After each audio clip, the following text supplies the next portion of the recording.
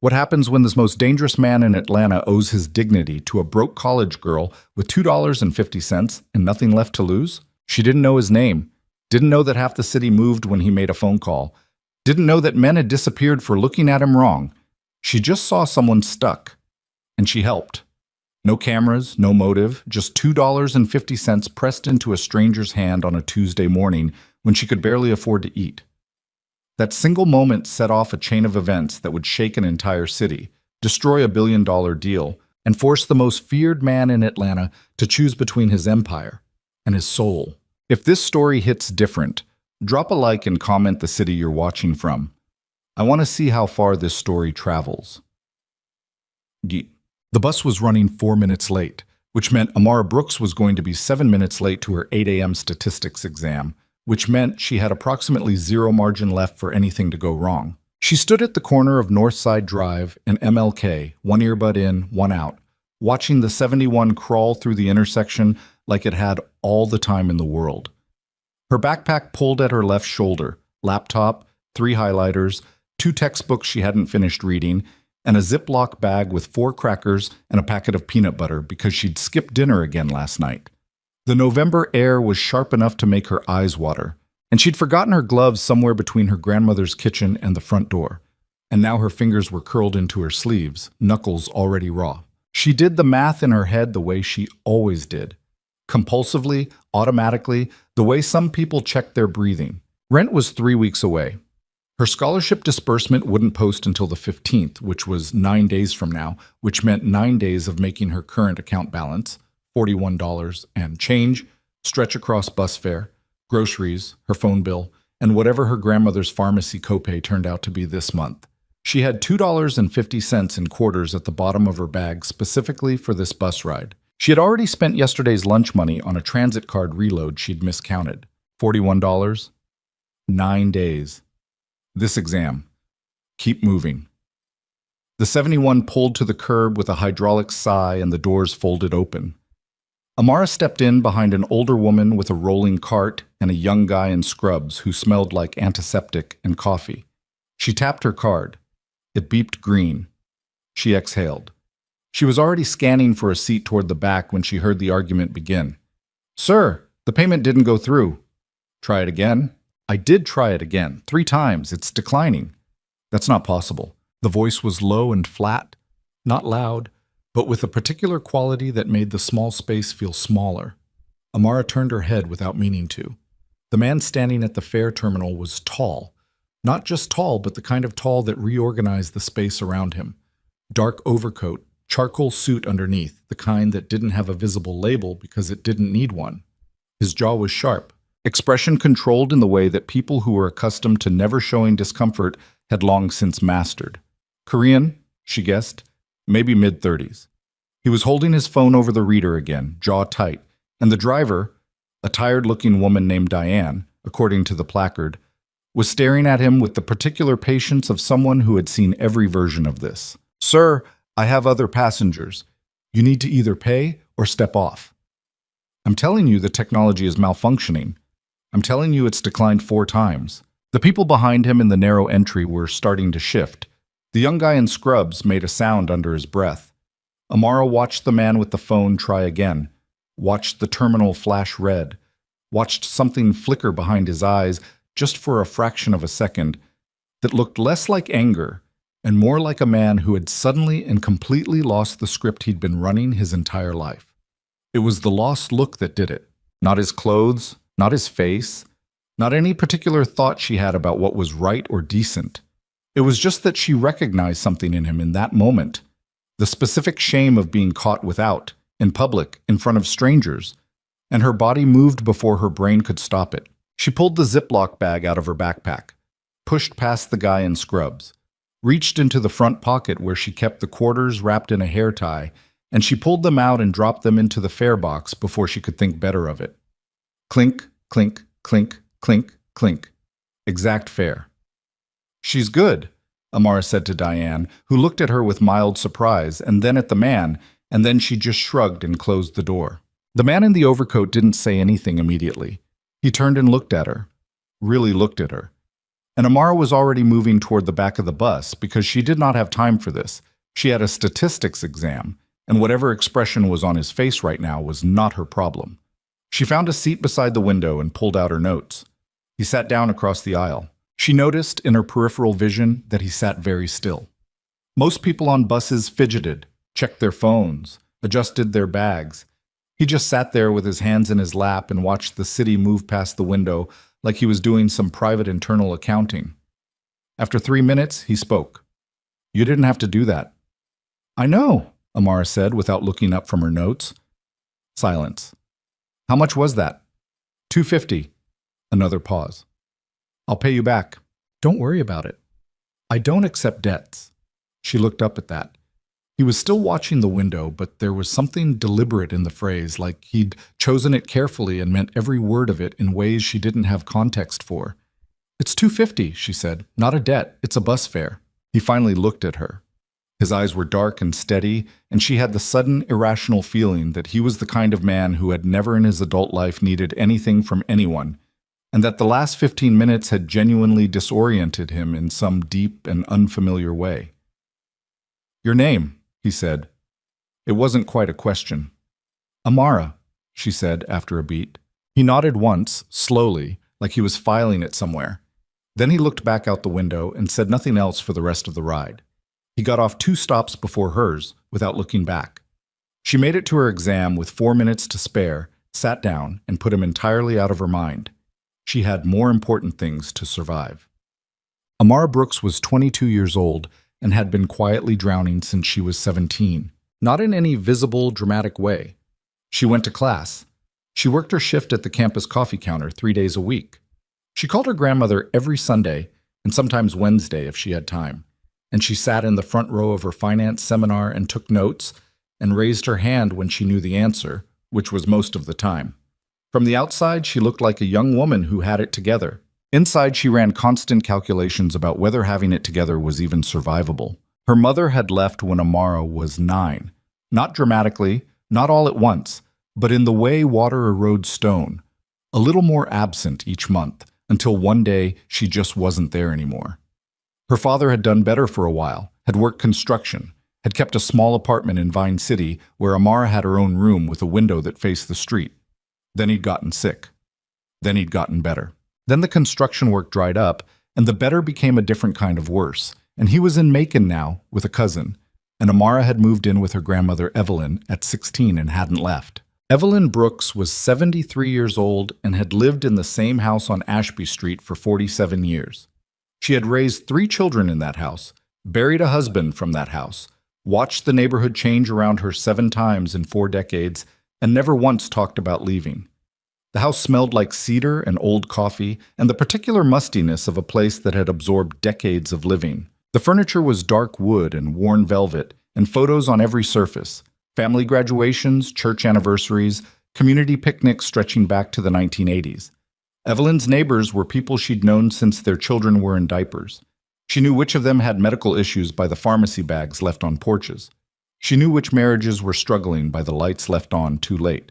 It was the closest thing to stability Amara had ever known, and it cost money she didn't reliably have. Her scholarship covered tuition and a partial housing stipend, but it was merit-based and required a 3.4 GPA, which required her to pass every exam, which required her to study, which required her not to work too many hours, which required money she didn't have without working. She had solved this equation imperfectly for 3 years by working exactly 1 hour more per week than was recommended, sleeping 6 hours when she needed 8, and eating 1 full meal a day with strategic crackers. She had not told Evelyn any of this. Evelyn had her own pharmaceutical copays and a heating bill that spiked every winter and a list of small house repairs she'd been deferring since the previous spring. The last thing Amara was going to do was add herself to that list. She did the statistics exam and got it back the following Tuesday with a 91 marked at the top in red pen. She put it in her bag.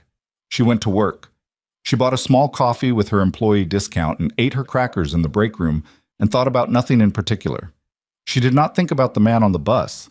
She thought about him 3 weeks later when she was sitting in the Career Center on campus, applying for internships she mostly didn't believe she'd get, and she came across a listing for a summer analyst position at a company called Kang Global Holdings. She almost scrolled past it.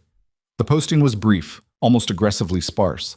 Summer analyst position, corporate strategy, competitive compensation, downtown Atlanta office, application through corporate portal only.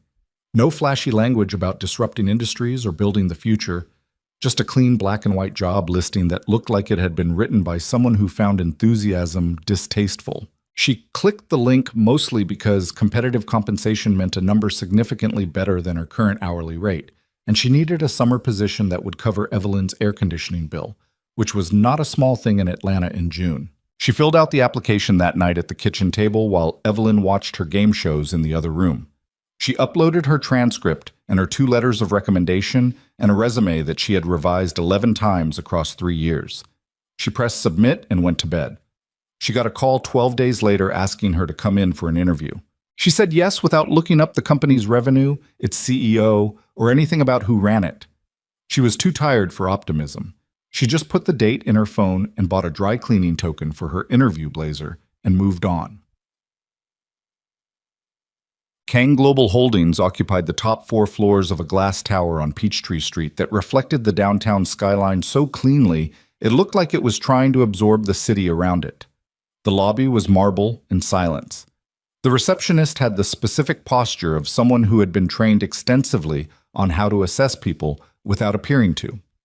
Amara announced herself, gave her name, said she was there for the summer analyst interview. The receptionist's expression didn't change, but she picked up the phone and murmured something, and then she asked Amara to take a seat, and Amara sat in a chair that probably cost more than her monthly rent and looked at the corporate art on the wall, large format photographs of cities at night, Seoul, Singapore, Atlanta, Dubai, and thought about the answers she'd rehearsed on the MARTA ride over. She was good at interviews. She knew this about herself, not because she was charming or polished in the way that some of her classmates were, the ones who'd done Model UN and debate and had parents who ran things. She was good at interviews because she'd learned early that most interviewers were actually listening for honesty and they could hear when it was missing. So she answered questions honestly, including the uncomfortable ones, and she didn't perform confidence she didn't feel, and she had a very precise, quietly fierce way of making her point that she'd inherited from Evelyn and never quite managed to sand down. She was shown into a conference room on the 32nd floor with floor-to-ceiling windows and a view that made Atlanta look like something someone had built with care. There was water on the table, still and sparkling, and a tray of untouched fruit, and 3 chairs on one side and 1 chair on the other. She sat in the single chair, pulled out a notebook, uncapped her pen. The door opened. 2 people came in first. A woman in her 40s with close-cropped natural hair and reading glasses pushed up on her head, and a man in his 50s with a gold watch and the efficient movements of someone who had sat in on thousands of these meetings. They introduced themselves. The woman was director of corporate strategy. The man was head of talent acquisition. They sat down. They opened folders. The woman asked Amara to walk them through her background. Amara began to answer, and the door opened again. She heard him before she saw him, or rather she heard the room change, the slight shift in atmospheric pressure that happened when certain people entered spaces, the way the director and the talent acquisition head both subtly straightened without seeming to realize it. He sat down at the head of the table, which put him at the far end and slightly to her left, and he set a single folder in front of him without opening it, and he looked at her. He was wearing a different suit today, dark navy, no tie, and he looked like exactly what he appeared to be in this room, which was a man for whom this building was the least interesting thing he owned. But she recognized the jaw, the stillness, the eyes that assessed without performing assessment, the bus, the quarters, 250. He didn't react. He didn't smile or nod or give any signal that he recognized her, and for a long, tilting second she thought she was wrong, thought she was imposing a narrative on a stranger's face. Then she saw it. A fractional change in the line of his mouth, something contained and deliberate, and she understood that he recognized her perfectly and had chosen not to acknowledge it. The director asked her to continue. Amara continued. She talked about her coursework in corporate finance and quantitative analysis.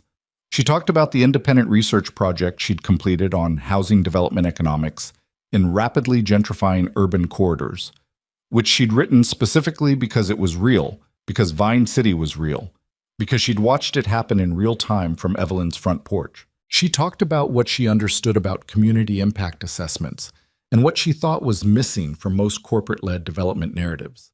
She was clear and specific, and she didn't apologize for any of it. The man at the head of the table didn't look at his phone. He didn't write in his folder. He just listened, and the quality of his listening was unusual. It had weight to it, the way certain kinds of silence had weight. And Amara found herself talking more directly to him than to the other two, which she hadn't intended and couldn't quite stop. After 32 minutes, the director thanked her and told her they'd be in touch. Amara thanked them, shook hands around the table, and picked up her notebook. As she reached the door, his voice came from behind her. "You did research on housing displacement." It wasn't a question. She turned. He was still seated. The director and the talent acquisition head were both looking at him. "Yes," Amara said. "In what neighborhoods?" "Vine City, Pittsburgh, English Avenue. I grew up there." Something moved behind his eyes. Brief, controlled. "We'll be in touch," he said. His voice was exactly the same as it had been on the bus, low and flat, and carrying that particular weight of someone who never wasted words because they'd learned early that they didn't need to. She took the elevator down alone, stepped out into the Atlanta November, and stood on the sidewalk for a moment with the city noise moving around her. She had a feeling she was going to get the job. She wasn't sure if that was a good thing.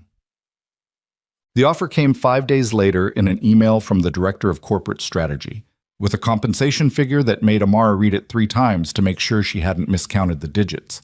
She accepted within the hour.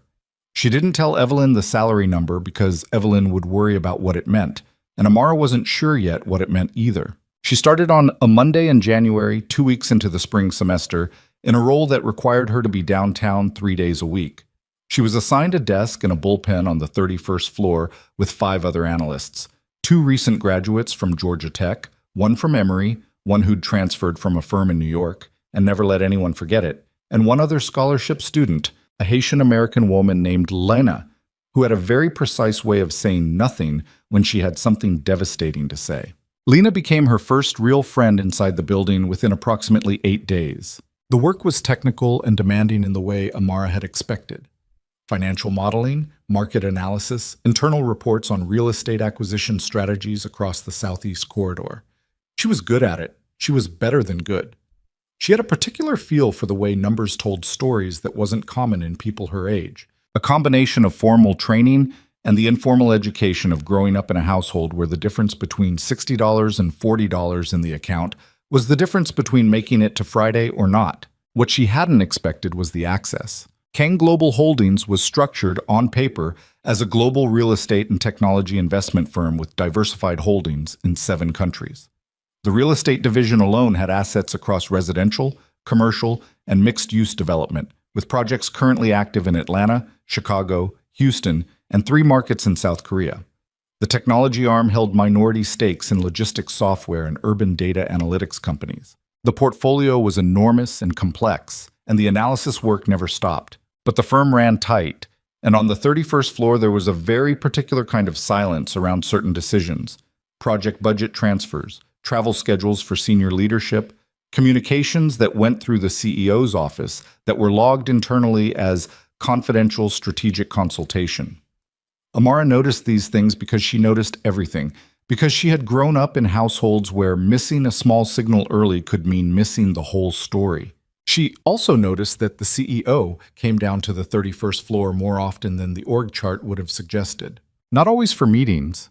Sometimes he just walked through, spoke with people briefly, looked at screens, left. The analyst called it a walkthrough, but the more she watched, the more she thought it looked less like a manager checking in and more like something else. A man taking the temperature of a room, reading something invisible in the micro-behaviors of the people around him. He acknowledged her on her 3rd day with a nod as he passed her desk. On her 6th day, he stopped and asked what she was working on. She told him, specifically and without performance, and he looked at her screen for a moment and made one observation about a variable she hadn't weighted correctly and left. She fixed it. He was right. On her 14th day, he stopped again. "You said you grew up in Vine City." She turned in her chair. He was standing a few feet away, jacket on, hands in pockets, with the air of someone asking a casual question who was not asking casually. Ashby Street, she said, with my grandmother. Still there? She's lived there 47 years. He was quiet for a moment. Come to the 32nd floor at 5. He walked away before she could respond. She told Lena, who gave her a very long look and said, "You know who he is, right?" in a voice that had careful in every syllable. He's the CEO, Amara said. He's the CEO, Lena agreed, with the tone of someone who meant an enormous amount by the word the. The 32nd floor at 5 o'clock was almost entirely empty. The executive assistants had gone. The meeting rooms were dark. He was in his office with the glass wall and the view that faced south, where on clear days you could see past downtown toward where the city's older neighborhoods bled into each other. And on very clear days you could pick out the specific rooftops of streets that hadn't been renovated and weren't sure they were going to be. He had 2 chairs in front of his desk, and he pointed her to one of them. He sat on the edge of his desk. Not behind it. That detail registered. The West Side Corridor project, he said. I know it, she said. I've been running the community impact comparators for the last week and a half. Then you know the scope. She did. The West Side Corridor project was the firm's largest active development in Atlanta, a mixed-use redevelopment spanning 4 city blocks in the area, bracketed by Vine City and English Avenue, projected to bring high-density residential, retail, and co-working space to what the internal briefs described as an underutilized urban corridor with significant appreciation potential. The project had a 2-year build timeline and a projected return on investment that made the board very happy and the marketing department very busy. It also, according to the acquisition documents she'd been given to review, required the demolition of 11 residential properties on 2 streets. One of those streets was Ashby Street. The relocation packages are structured through third-party housing coordination, she said. I've seen the numbers. I need your assessment, not the numbers, your assessment. Amara looked at him. He was watching her with the same quality of attention he'd had in the interview room, except they were alone now, and there was no director on the other side of the table. Are you asking me because I grew up there, or because you want an honest answer? She said. Something shifted in his face. Almost nothing. But almost nothing, from a man this controlled, was the equivalent of someone else's visible reaction. Those aren't separate questions, he said. She breathed for a moment. The relocation packages are 90 days, she said. The comparable housing search assistance covers a 30-mile radius from the original address. In Atlanta's current rental market, at the price points these families are operating at, a 30-mile radius from Vine City means Morrow or Union City, assuming availability. That's an hour commute minimum. Several of the residents are elderly. At least 2 are disabled. One family has children in Booker T. Washington High School. 90 days to relocate with those constraints, in this market, is not a relocation package. It's a deadline. She stopped. He had not moved. There's also the social infrastructure question, she said, because she'd started and she might as well finish. You can't put a dollar value on it in a standard impact model, but it's real. These are people who have lived next to each other for 20, 30, 40 years, who watch each other's houses, who know which neighbor's kid is struggling. The relocation disperses them by default. You don't just move people, you dissolve the whole network. Silence. He was looking at her like she'd said something he'd been trying to find the language for. That's all in the impact assessment, he said. It's in mine, she said. It's not in the official one. Why not? Because the official one was written to reach a predetermined conclusion. The sentence sat in the air between them like something solid. He pushed off the edge of the desk, walked to the window, stood there for a long moment with his back to her, looking south, toward the part of the city that didn't reflect well in glass towers. Send me your version, he said. Tonight. She stood. She picked up her bag. Taijun, he said, still facing the window. She waited. My name, he said. Kang Tae-jun, since we've apparently been skipping introductions. I know, Amara said. I looked you up after the bus. He turned, just his head. And? He said. And I thought the Wikipedia page was probably missing some things, she said. She left. She went downstairs. She sent him the report from the lobby before she got on the train, with the full analysis, the relocation timeline breakdown, the social infrastructure section, and 3 pages of comparative data on communities that had undergone similar redevelopments in other cities and what had happened to the original residents over the following 5 years. She did not sleep well that night, not because she was afraid of having sent it, because she was afraid of what she was beginning to understand about who she'd sent it to, and what the gap was between the Wikipedia page and the truth, and what it meant that none of that had made her want to look away.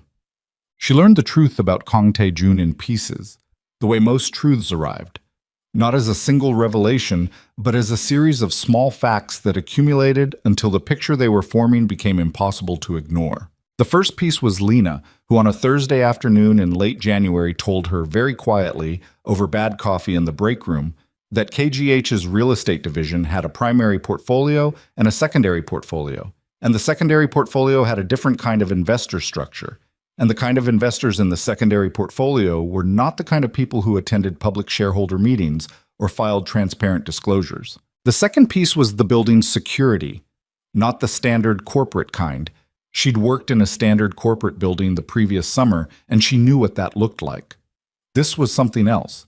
The men at the lobby desk were not checking badges. They were reading people. The cameras on the 32nd floor didn't blink on a standard cycle.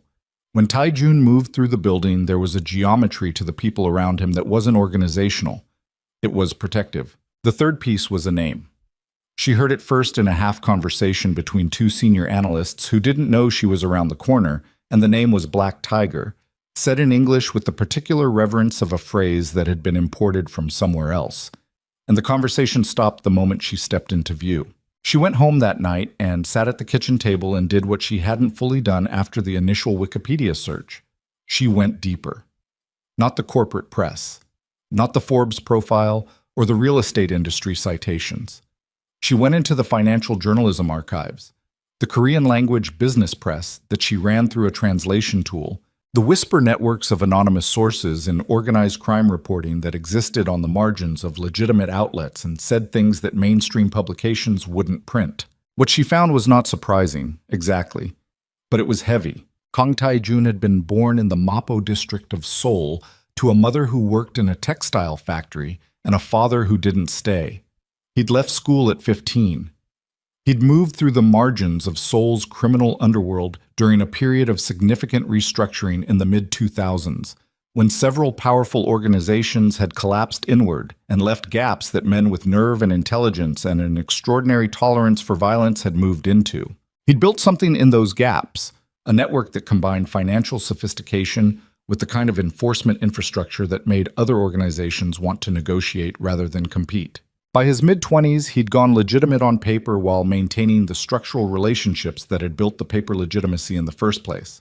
The Atlanta operation was newer, 5 years, maybe 6, and had been built through a combination of genuine business acumen and a very specific cultivation of city relationships that looked like municipal partnership and functioned like something more complicated. The Black Tiger, known for control, known for memory, known for the specific, terrible fairness of someone who hurt people exactly as much as they deserved and never more, which had somehow made him more feared than the men who hurt people randomly. She sat with all of it for a long time. Then she thought about the bus, the way he'd stood at the fare terminal with his phone declined and his composure intact, but his eyes showing the crack of something unexpected. The way he'd sat across the aisle and said, "I don't accept debts," with total sincerity. The way he'd called her into his office and asked for her real analysis and listened to every word of it. She didn't know what that made him. She didn't know what it made her, that she wanted to find out. She closed her laptop. She looked at the photo of Evelyn on the wall across from the kitchen table. Younger Evelyn, early 70s maybe, standing on the porch of Ashby Street with a broom in her hand and a look on her face like she owned everything she surveyed and wasn't interested in negotiating. Amara looked at that photo for a long time. Then she went to bed. She was back at her desk at 9 the next morning when an email arrived from the executive suite. Report received. See me at 5. She stared at it. She typed back, "I'll be there." She did not mention the name she'd found. The Black Tiger, the archive of translated articles, the weight of everything she hadn't asked him yet. She went back to her models. She counted the hours like quarters. At precisely 5 o'clock, she took the elevator up. And this time, when she stepped onto the 32nd floor, there was a man in a dark suit standing near the elevator bank who had not been there before. And he looked at her with the kind of professional blankness that meant he knew exactly who she was and had been expecting her, and that the walls of this building had more layers than she had yet understood. She walked toward the glass office at the end of the corridor. And somewhere underneath the statistics and the relocation packages and the 47-year history of a house on Ashby Street, something was changing. In her understanding of the world, in her understanding of this man, and in the quiet, terrifying recognition that the line she was about to walk into was going to be much harder to walk back from than the one she'd crossed when she dropped $2.50 into a stranger's bus fare. She put her hand on the office door. She knocked. "Come in," he said. And she did. The office smelled like cold air and something underneath it. Cedar, maybe, or the specific neutrality of a space that had been designed to give nothing away. The glass wall behind his desk turned the city into a painting. She stood just inside the door and waited. He was at the window again. Different posture than before. Weight shifted, one hand in his pocket, the other loose at his side. He was looking at something specific in the middle distance, not scanning, not thinking. Looking, like there was a particular building or street or patch of sky out there that he was having a private conversation with. He let the silence run for almost 20 seconds before he turned. "Sit," he said. She sat. Same chair as before. Notebook on her knee out of habit, pen uncapped, though she had a feeling she wasn't going to need either of them. He came around the desk and sat on the edge again, the way he had the last time, which she was beginning to understand was deliberate. A refusal to put the furniture between them, a preference for a kind of engagement that didn't have barriers built into the architecture. He set a printed copy of her report on the desk beside him. She could see her own formatting, her section headers, the highlighted blocks of comparative data. He'd marked it. Red pen throughout. Not corrections, she looked closer. Annotations. Questions. Single words and fragments in a precise, angular script. "You wrote that the 30-mile relocation radius is inadequate," he said. "It is." "My team ran the housing availability models." "Your team ran the housing availability models for the price range in the official relocation package," she said. "The official package is 14% below the actual median rent for comparable units in that radius. So the model is technically correct and practically useless." He looked at her. "That's a direct criticism of work done by people in this firm," he said. "You asked for my assessment." "I did. Then that's my assessment." He picked up the report and flipped to the section she'd titled Social Infrastructure Dissolution. She'd almost changed the title twice, thought it sounded too academic, left it in because it was accurate. He read for a moment, even though she could tell he'd already read it, probably more than once. "You wrote that community networks function as informal safety infrastructure," he said. "You quantified it." "I approximated it, based on studies from 4 comparable redevelopment sites. The social support value, informal childcare, elder assistance, emergency resource sharing between neighbors who've known each other for decades. When you factor that against the cost of formal services that displaced residents have to access in new locations, the number is between $60,000 and $90,000 per household over 5 years. Conservative estimate. That number isn't in any standard impact model." "No," she said, "because it's inconvenient." He set the report down. He looked at her with something that was not quite admiration and not quite frustration. Something between them that didn't have a clean word. "How old are you?" he said. 22. "You write like someone who's been losing arguments with economists for 20 years. My grandmother taught me to argue by making me defend every statement at the dinner table until I could prove it 3 ways, Amar said. It wasn't a comfortable childhood. Something happened in his face. Just a line, a softening at the corner of his mouth that was gone almost immediately. "How many houses on Ashby Street?" 11 in the acquisition zone. 7 of them owner-occupied. 4 rental. The owner-occupied residents have an average tenancy of 31 years. The longest is my grandmother, 47. "Evelyn." She went very still. "You know her name?" "I read the acquisition file." "The acquisition file has the names of property owners." "Yes," he said. She held that. The file. Her grandmother's name in a corporate acquisition file. 47 years reduced to a property identifier and a projected relocation cost. The project isn't mine alone, he said. There are partners, city investment agreements, financing structures with specific performance benchmarks. I know. If I freeze the demolition component, you'll break the timeline on the city partnership agreement and trigger the penalty clauses, she said. I read those too. You're looking at 4 to 6 million in penalties and a restructuring of the tax incentive package that the city awarded the project last year. He didn't react to the number, which meant the number wasn't news. Then you understand what I'm dealing with, he said. I understand what the building is dealing with, she said. I'm asking what you're dealing with. The sentence landed differently than she'd intended, or maybe exactly as she'd intended. She wasn't sure which was more unsettling. He stood up from the desk. He walked to the window again, and she let him, because she'd noticed this was how he processed. He needed space and a fixed point, and a minute of silence before he came back to something. Come back tomorrow, he said. 8 o'clock. I want you in the partner review meeting. I'm an analyst. I know what you are. She stood, picked up her notebook, walked to the door. Taejun. His name in her mouth felt strange, too familiar, too much like she'd earned it, which she hadn't yet, not really. He turned.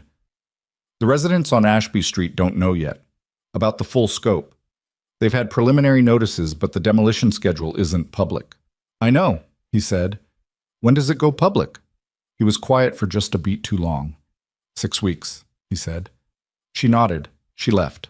She rode the elevators down alone and stood in the lobby for a moment with her hand pressed flat against the cool marble pillar beside the security desk, feeling her own heartbeat, counting it down from fast to something manageable, telling herself this was just a job, and the man upstairs was just a client, and the house on Ashby Street was just a property in a file.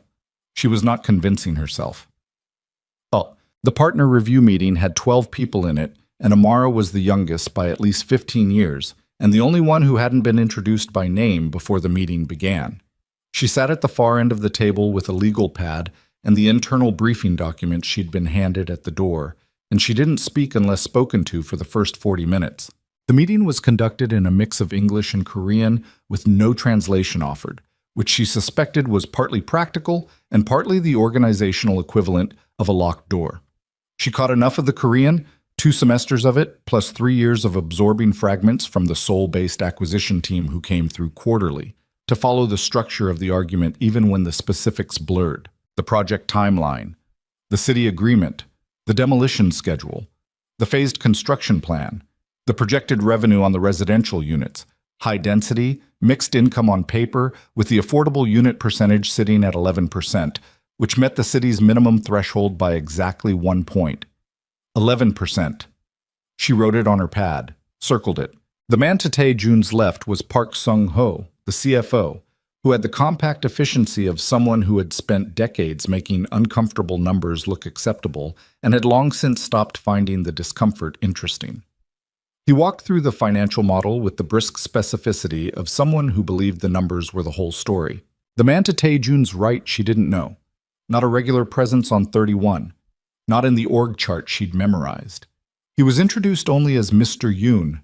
He was in his 60s, silver at the temples, a quality of stillness that was different from Tae-jun's. Where Tae-jun's stillness was controlled, Yoon's was patient. The distinction, she was starting to understand, was significant. Tae-jun did not look at her for the first 40 minutes. Then Park Sung-ho began the section on community relations, and Tae-jun said, Amara. The room looked at her. She felt each set of eyes without flinching. Analyst's perspective on the community impact numbers, Tae-jun said. To the room, not to her, framing it before she spoke. She put down her pen. She looked at Park Sung-ho's slide, which showed a satisfaction curve and a projected community engagement score that she recognized as meaningless without the underlying data it was supposedly derived from. The 11% affordable unit target is the floor, not the ceiling, she said. And the satisfaction metric on slide 14 is based on surveys conducted in neighborhoods where residents had already been relocated. You're measuring acceptance of the fait accompli, not genuine community impact. Park Sung-ho looked at her with the expression of a man who had been in too many meetings with too many people to show actual anger in a meeting, but whose actual anger was nonetheless clearly visible. The methodology is standard, he said. For projects that have already happened, she said. This one hasn't. The baseline is wrong. The methodology was approved by the city's Partnership Review Office. The city's Partnership Review Office approved a methodology proposed by our consultants. That's not independent validation. Silence. She felt Tae-jun in her peripheral vision and didn't look at him. She looked at Park Sung-ho. I'm not saying the project is wrong, she said, because she'd learned to offer the landing before she burned the bridge. I'm saying the community relations strategy is built on numbers that won't hold up when the demolition schedule goes public. If there's a gap between what the impact assessment claims and what residents experience, that gap becomes a media story, which becomes a regulatory story, which becomes a city council story 6 weeks before an election cycle. The room was very quiet. Mr. Yoon, who had not spoken once in 40 minutes, said something in Korean. Low, brief. Tae-jun responded in Korean. Also brief. She caught 2 words, data and sufficient. Yoon looked at her. He had pale, careful eyes. You are confident in your alternative figures, he said, in clean, formal English. I'm confident in the methodology, she said. The figures are what the methodology produces. Yoon looked at Tae-jun.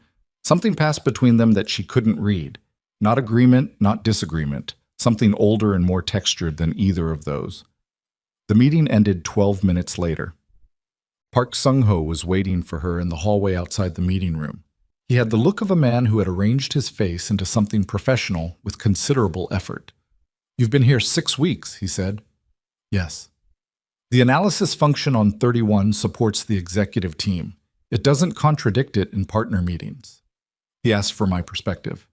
He asked for an analyst perspective, not a personal agenda. She felt the heat rise in her throat and kept it there. My personal situation isn't driving the analysis. The analysis is driving my concern about my personal situation. Those are different directions. He looked at her for a moment. You're good, he said. You're very good. Don't make it mean less than it is by getting confused about what this is. He walked away. She stood in the hall and breathed. She was not confused about what this was. That was the problem.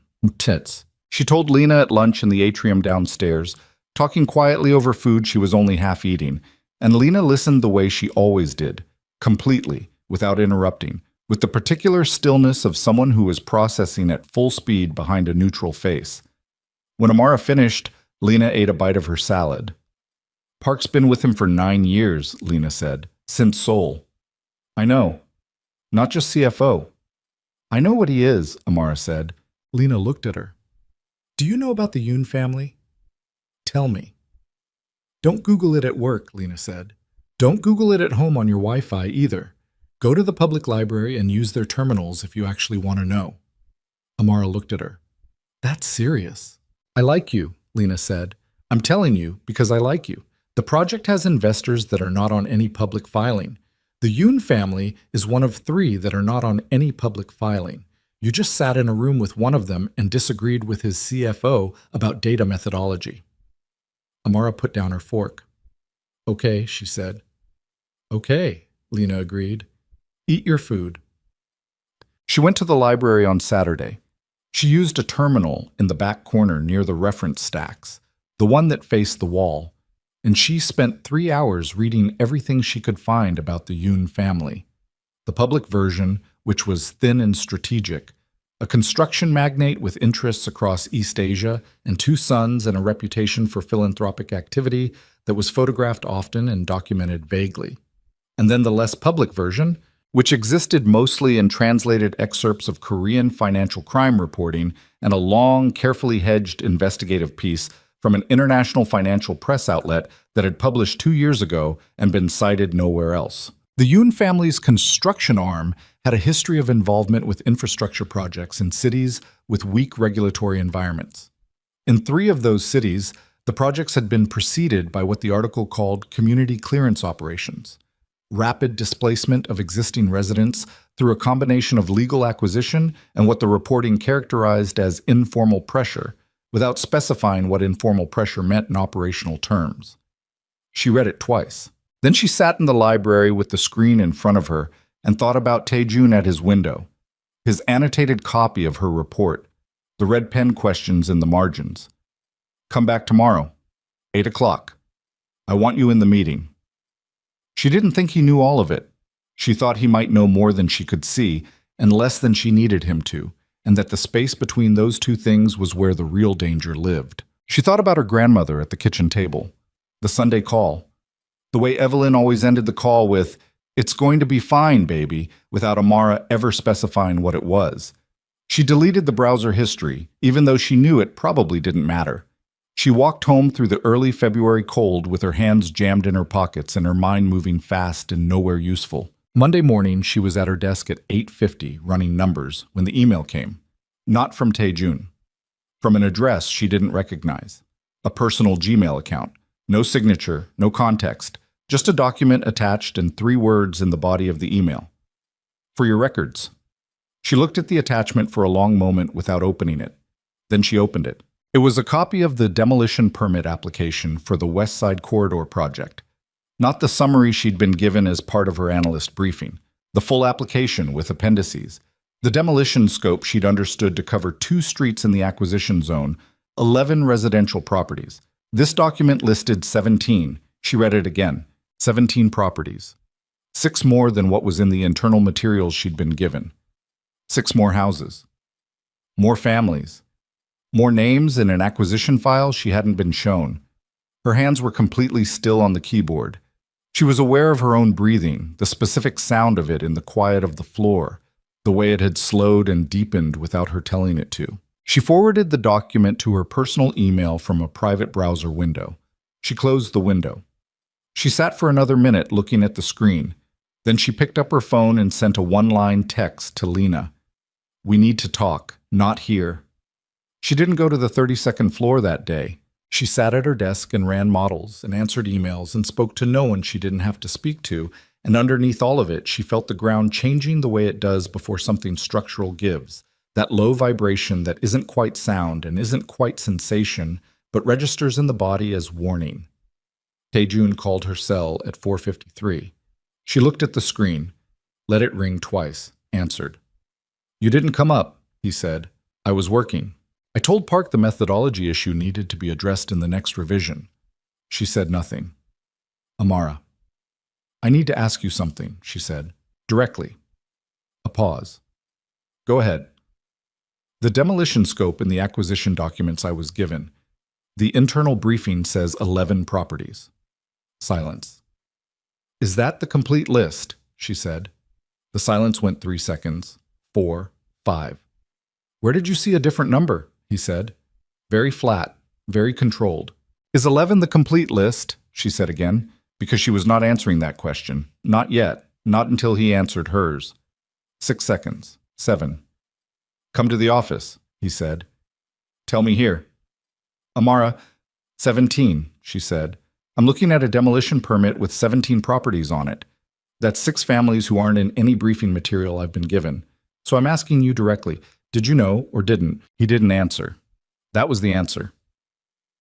Amara stood in the middle of the 31st floor bullpen with her phone pressed to her ear and the silence on the other end of the line running long enough to become its own kind of confession, and she felt something in her chest go very cold and very still, the way water goes still right before it freezes. "Amara," his voice came back, careful in a way it hadn't been before. "Come to the office." "You knew," she said. Not a question, not even an accusation. Just a fact she was setting down between them like something she couldn't carry anymore. "It's more complicated than—" She hung up. She stood there for 3 seconds with the phone in her hand and the office noise around her. Keyboards, a phone ringing 2 desks over, someone laughing in the kitchenette, and none of it touched her. She was in a separate atmosphere. She picked up her bag. She walked to the elevator. She pressed the button for the lobby. The doors opened on the 32nd floor. Tae-jun was standing there. He must have moved the moment she'd hung up, taken the stairs or the secondary elevator, positioned himself here before she could get out of the building, and she registered this fact with the part of her brain that was still functioning analytically, that he'd anticipated exactly what she would do and had moved to intercept it, and the rest of her just felt the specific fury of being known well enough to be managed. "Get in," he said. "No, I'm not asking you to listen to an excuse. I'm asking you to let me explain what actually happened. Those are the same thing." "They're not." He put his hand on the elevator door to hold it. 5 minutes. She looked at him. His jaw was set, and his eyes were doing the thing they did when he was working very hard at something, a quality of focus that had physical weight that pressed against the space between them. He was not performing. She'd learned enough of his tells by now to know when he was performing and when he wasn't, and this wasn't. She stepped out of the elevator. She did not go to his office. She went to the small meeting room across the hall, the one with frosted glass and no view, and she sat in the chair furthest from the door and put her bag on the table in front of her like a barricade, and she waited. He came in. He didn't sit. He stood at the end of the table with his hands in his pockets and looked at her the way a man looks at something he's about to say out loud for the first time. "The 17 properties weren't in my original acquisition scope," he said. "The 6 additional addresses were added to the demolition permit application 4 months ago by the city partnership liaison on the project, Marcus Webb. He expanded the demolition boundary to accommodate a revised infrastructure plan, underground utility corridor, water main rerouting. The decision was made at a level below my direct oversight, and the documentation was filed under a sub-permit category that routes through the city office, not through my executive review." She listened to every word. "And when did you find out?" she said. The pause was shorter this time. 8 days ago. 8 days. She'd been sitting 40 feet below him for 8 days, running models on the project, eating lunch in the building, taking his calls, and he had known for 8 days. "You didn't tell me," she said. "I was trying to understand the full scope before—" "I live on one of those streets," she said. "My grandmother lives on one of those streets. You had 8 days. He didn't look away. She gave him credit for that, in the small part of her that was still capable of giving him anything. "I know," he said. "Is Ashby Street in the 6th? A beat." "Yes." The word landed in her sternum like something blunt. She had prepared herself for it on the walk down from the library, on the elevator ride up just now, in the 3 seconds she'd stood in the bullpen after he went silent on the phone. She had been preparing herself for it in the specific way she'd always prepared for bad news, by calculating it in advance, by making the number real before it arrived, so that when it did, the shock would be smaller. She had done all of that, and it still hit her like a body blow. 47 years. Evelyn's broom on the porch, the velvet furniture and the cedar smell and the photographs on every surface going back to the 80s. She breathed through her nose. She kept her face very still. "Who sent me the document?" she said. "I don't know." "Take a guess." He pulled out the chair beside him, not at the head of the table, not across from her, beside her, which she noted and which she didn't know what to do with. He sat down. He leaned forward with his elbows on the table and looked at her directly. "There are people in this project who don't want me reconsidering the scope," he said. "People with significant financial exposure. If someone sent you that document, it was to force the situation, to make sure you found out before I could control how you found out, so that your response would be emotional rather than strategic." "My response is emotional," she said. "And strategic.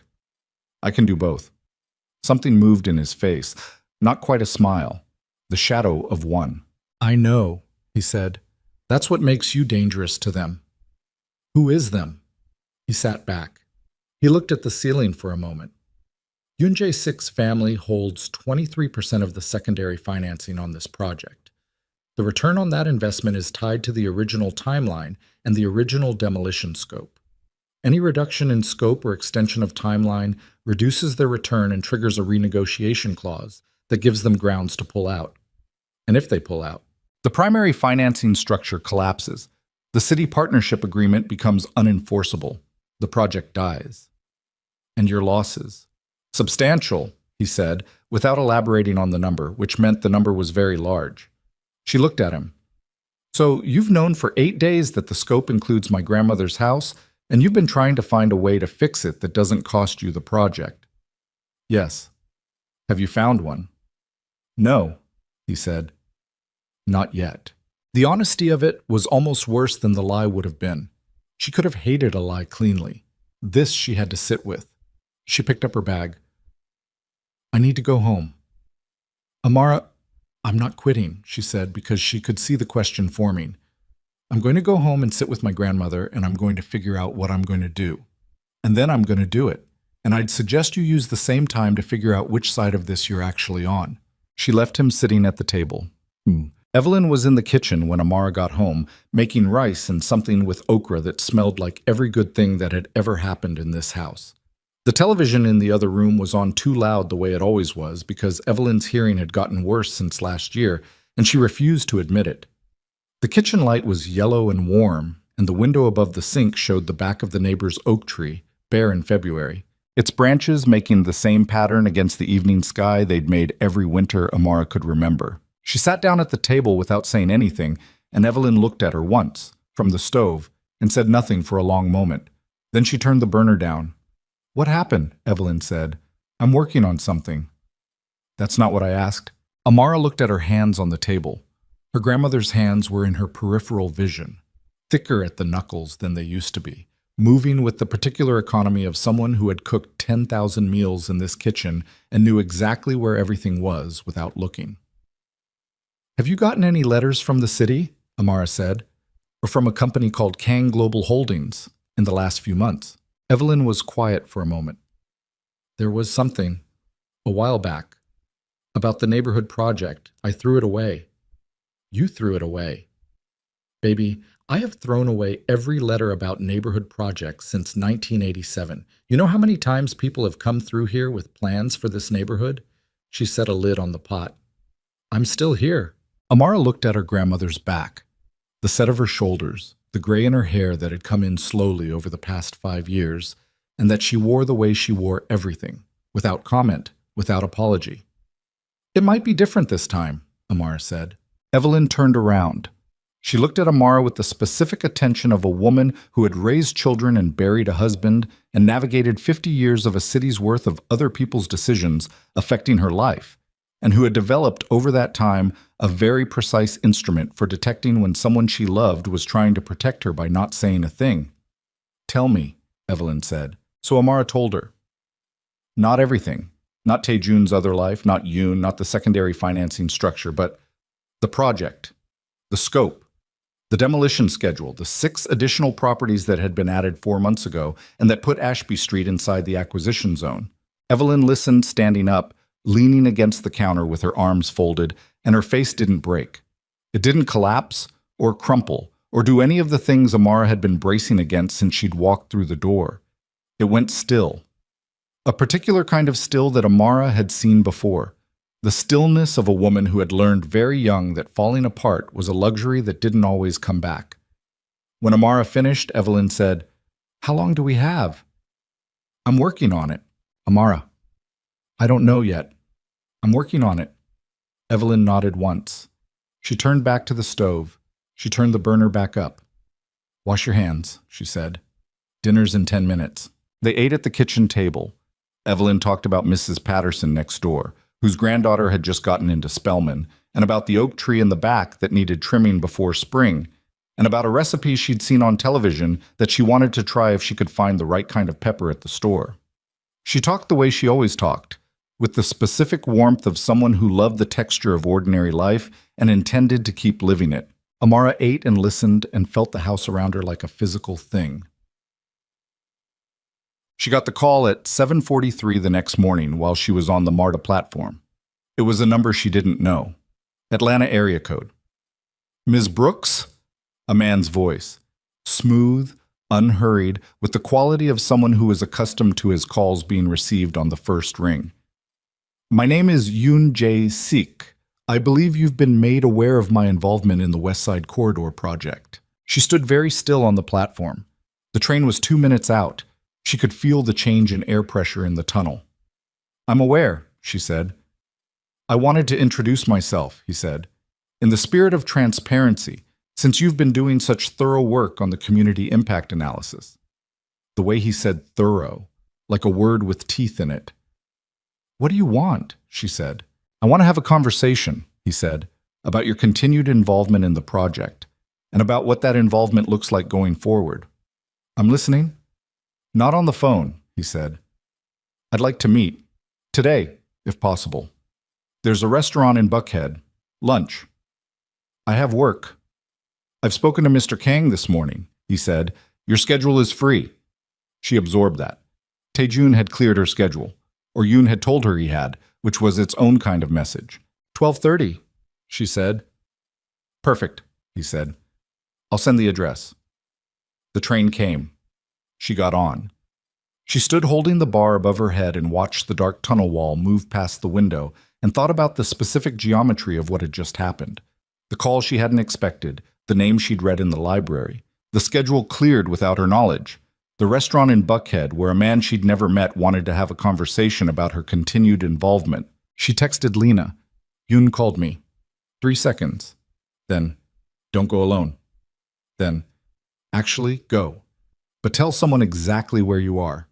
She texted the address to Lena when it came through. Then she sat down when a seat opened up, and she looked at her own reflection in the dark window across the train, and she did something she'd been doing since she was 17. She ran the calculation. What she had, what she was up against, what she could and couldn't afford to lose. The calculation kept coming back to the same answer. She couldn't afford to lose any of this, and she was about to lose all of it. The restaurant was the kind of place that didn't have prices on the menu because if you needed to see the price, you'd already answered the relevant question about yourself. Yoon was already at the table when she arrived, in a dark suit with a pocket square she recognized was probably worth her monthly rent, and he stood when she approached, which was a courtesy that felt like a warning. He was older up close, early 70s maybe, with the careful posture of a man who had maintained his body the way he maintained everything as an instrument of function. His eyes were the pale color she'd noticed in the meeting room, and they moved over her with an assessment so rapid and thorough it was almost clinical. Ms. Brooks, he said, thank you for coming. Thank you for the invitation, she said, because she was not going to give him the satisfaction of the alternative. They sat. He ordered tea. She ordered water. The waiter disappeared. You're very capable, he said. Not a preamble. Not small talk. Just the opening move of a man who didn't do small talk. The analysis work you've done on the West Side Project is genuinely impressive. I've read it in full. I didn't know it had been shared with you. Tae-jun and I share most things, he said. We've known each other a long time. She kept her hand still on the table. What is it you wanted to talk about? He looked at her the way he'd looked at her in the meeting room.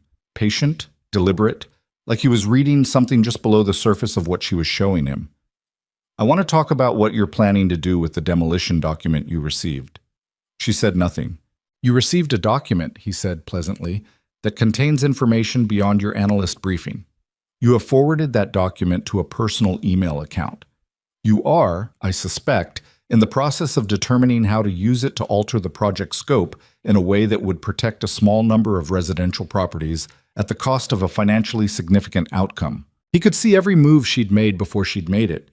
She kept her face neutral and thought about how he'd known about the email forward, which meant either the firm's IT infrastructure was being monitored in ways she hadn't accounted for, or someone very close to her had told him. What I do with information I receive is my own decision, she said. Of course, he said. Everything is a decision. I'm here to make sure you have complete information before you make yours. He took a sip of his tea, set it down with the precision of a man who placed every object deliberately. Tae-jun has built something extraordinary. You know this. What you may not fully appreciate is how many dependencies exist beneath what you can see. The financing structures, the relationships that make those structures possible, the people who have invested not just money, but significant personal exposure into this project. Katis Satsiet-san. Are you threatening me? She said. He smiled. It was a genuine smile, which was more disturbing than a fake one would have been. I'm explaining context, he said. A project of this scale has consequences when it fails. For investors, for city partnerships, for the organization that runs it.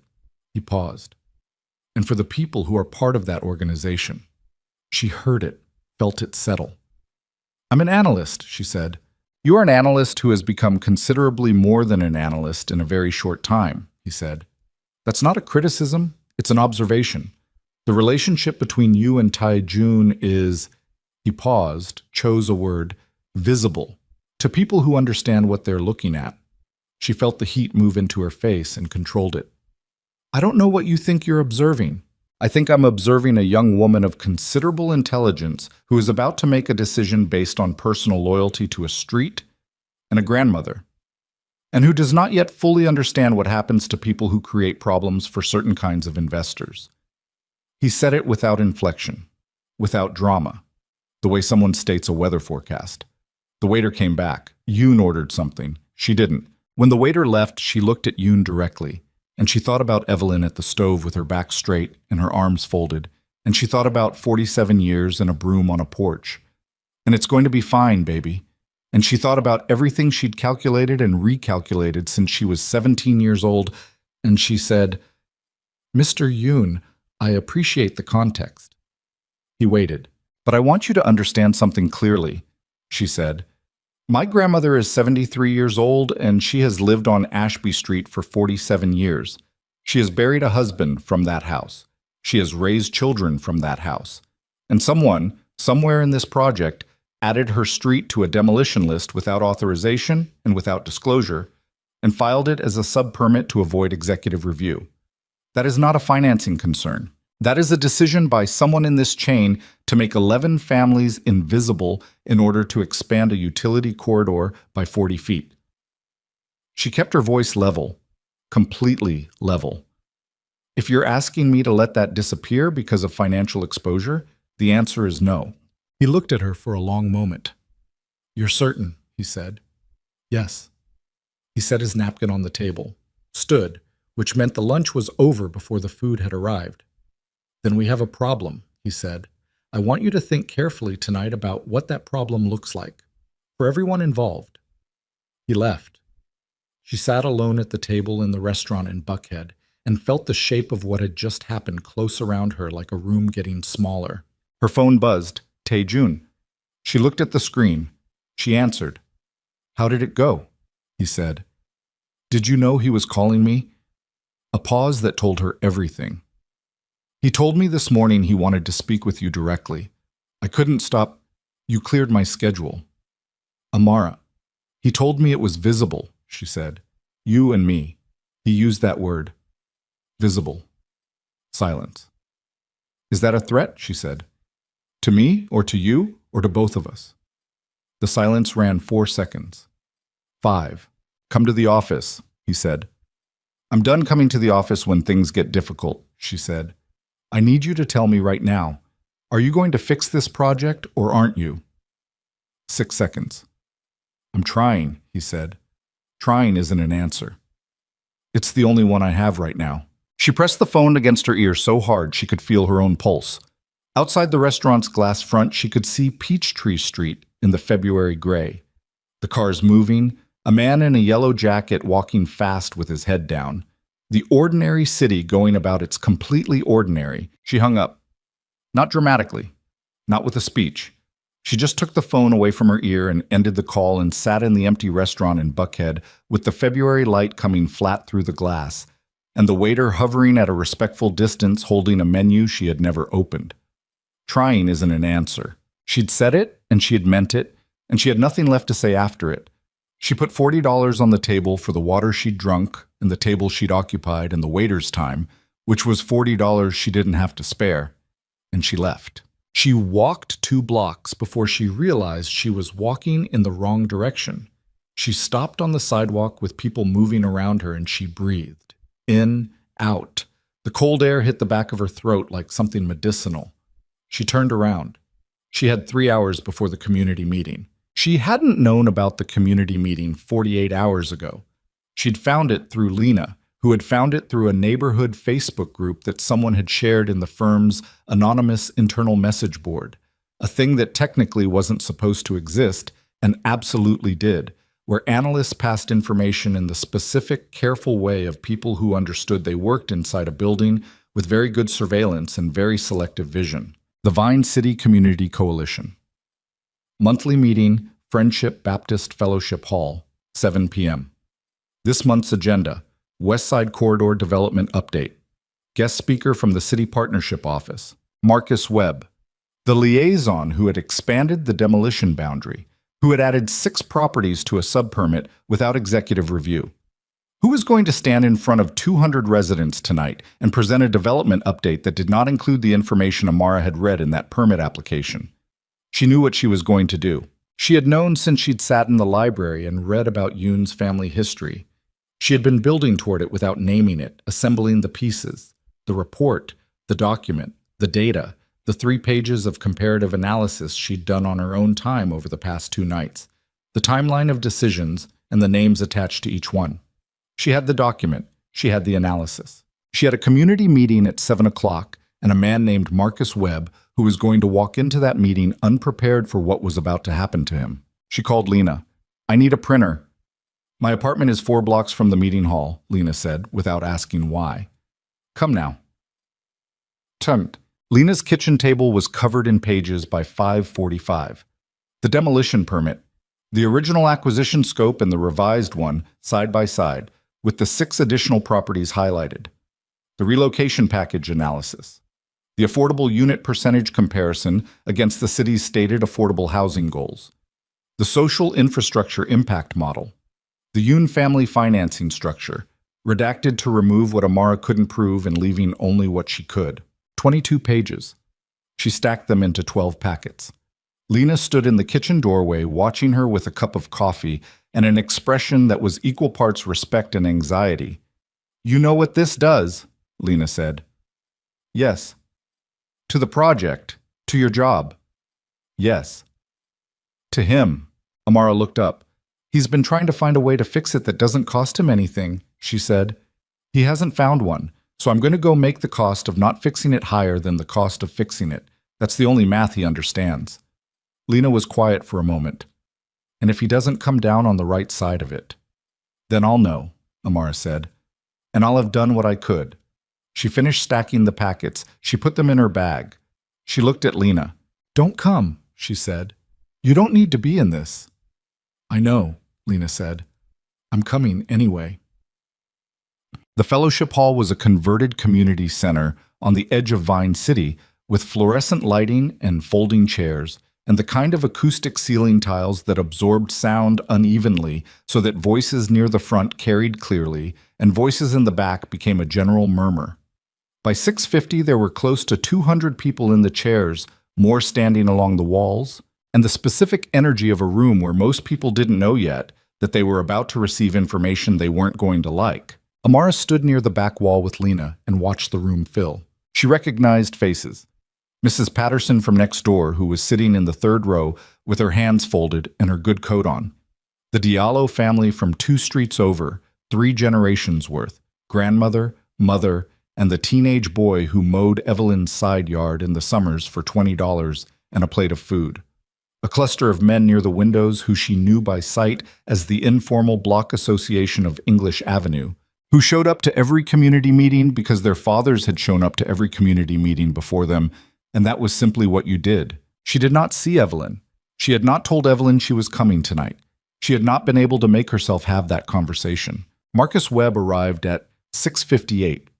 He was younger than she'd expected, early 40s, light-skinned, with the specific grooming of a city official who understood that appearance was credential and had invested accordingly.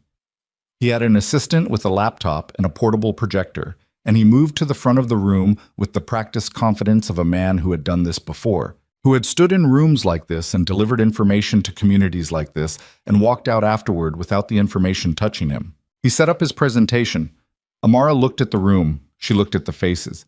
She thought about her grandmother's kitchen, the way Evelyn had turned the burner back up and said dinner's in 10 minutes, and talked about Mrs. Patterson's granddaughter getting into Spelman. She reached into her bag. Mom. Webb started at 7 on the dot. He had a slide deck, professionally produced, with the city's seal and the Kang Global Holdings logo side by side in the header, which Amara noted with a particular feeling she couldn't name. He talked about economic development. He talked about job creation. He talked about mixed-income residential opportunity and urban revitalization and community investment and every phrase that had been deployed in every neighborhood in every American city to describe the process of replacing one kind of people with another kind of people while making it sound like progress. He was good at it. She had to give him that. He had the cadence of it, the particular fluency of someone who had absorbed the language so completely that he'd stopped hearing what it was replacing. He was 12 minutes in when Amara raised her hand. Webb looked at her. "Questions at the end, please." I have a document question, she said. It won't take long. Questions at the end.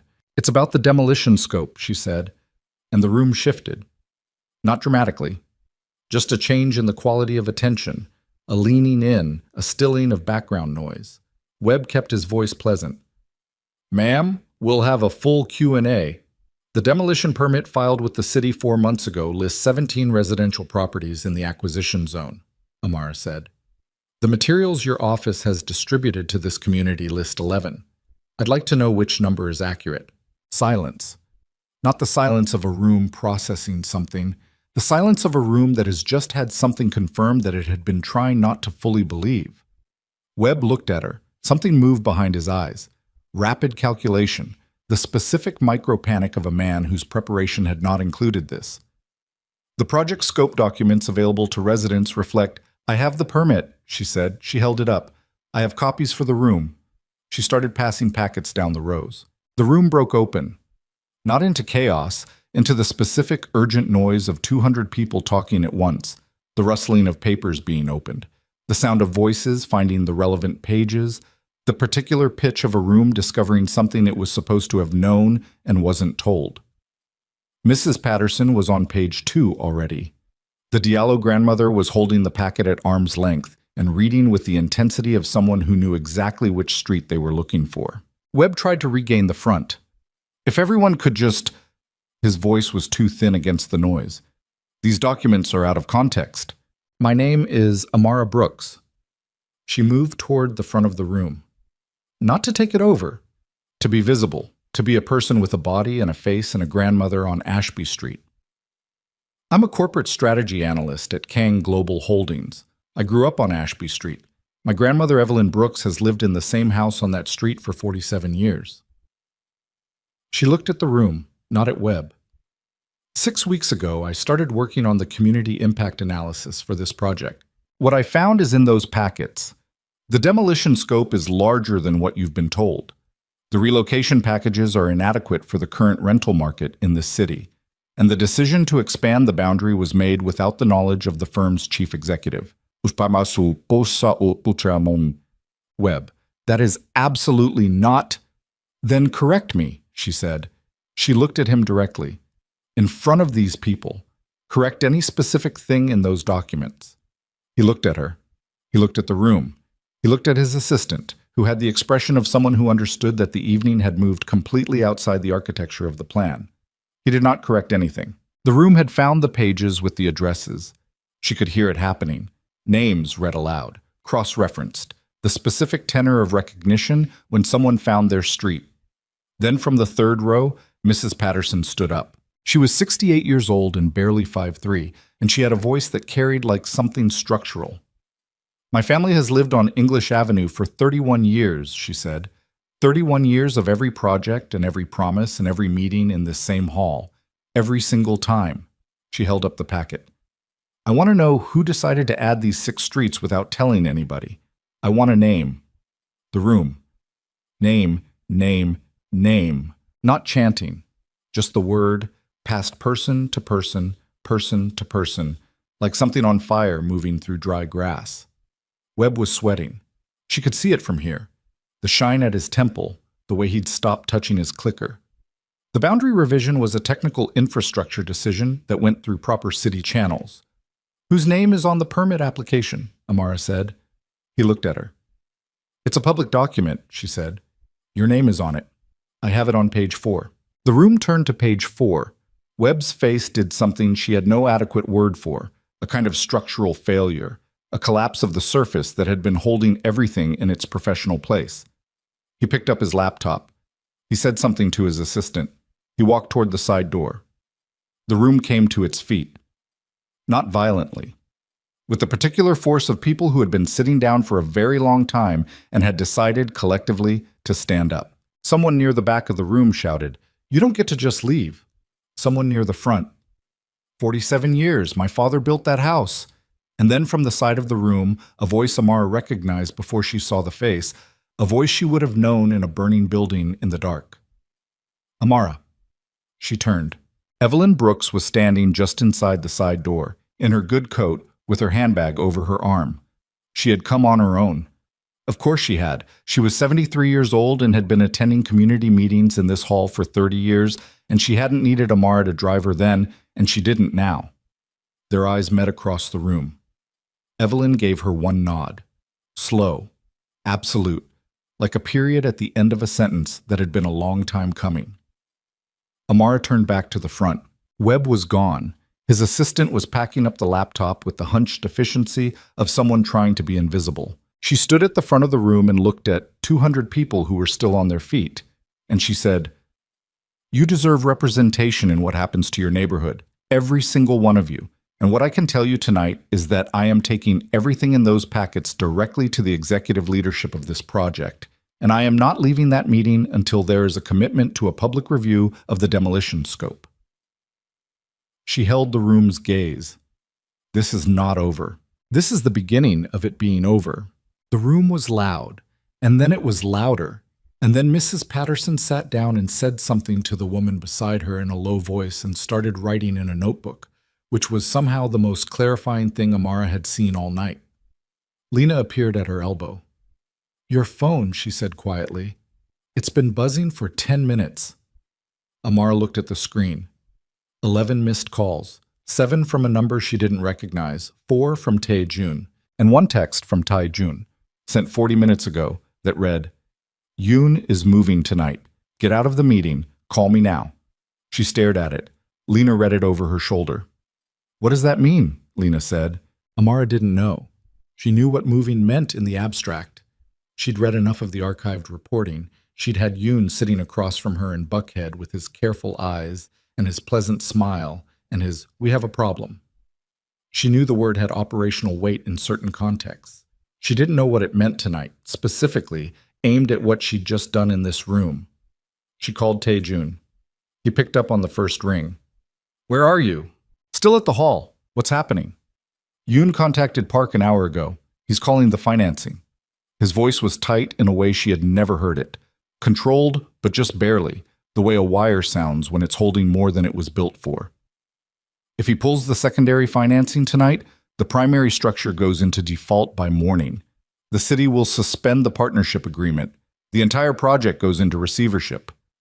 "That means—" "It means he's burning it," Tae-jun said. "He's burning the project to punish the deviation from scope. If he can't have the project on his terms, he doesn't want it to exist." She processed this. "And the residents. If the project goes into receivership, the acquisition agreements become active, but the redevelopment stalls.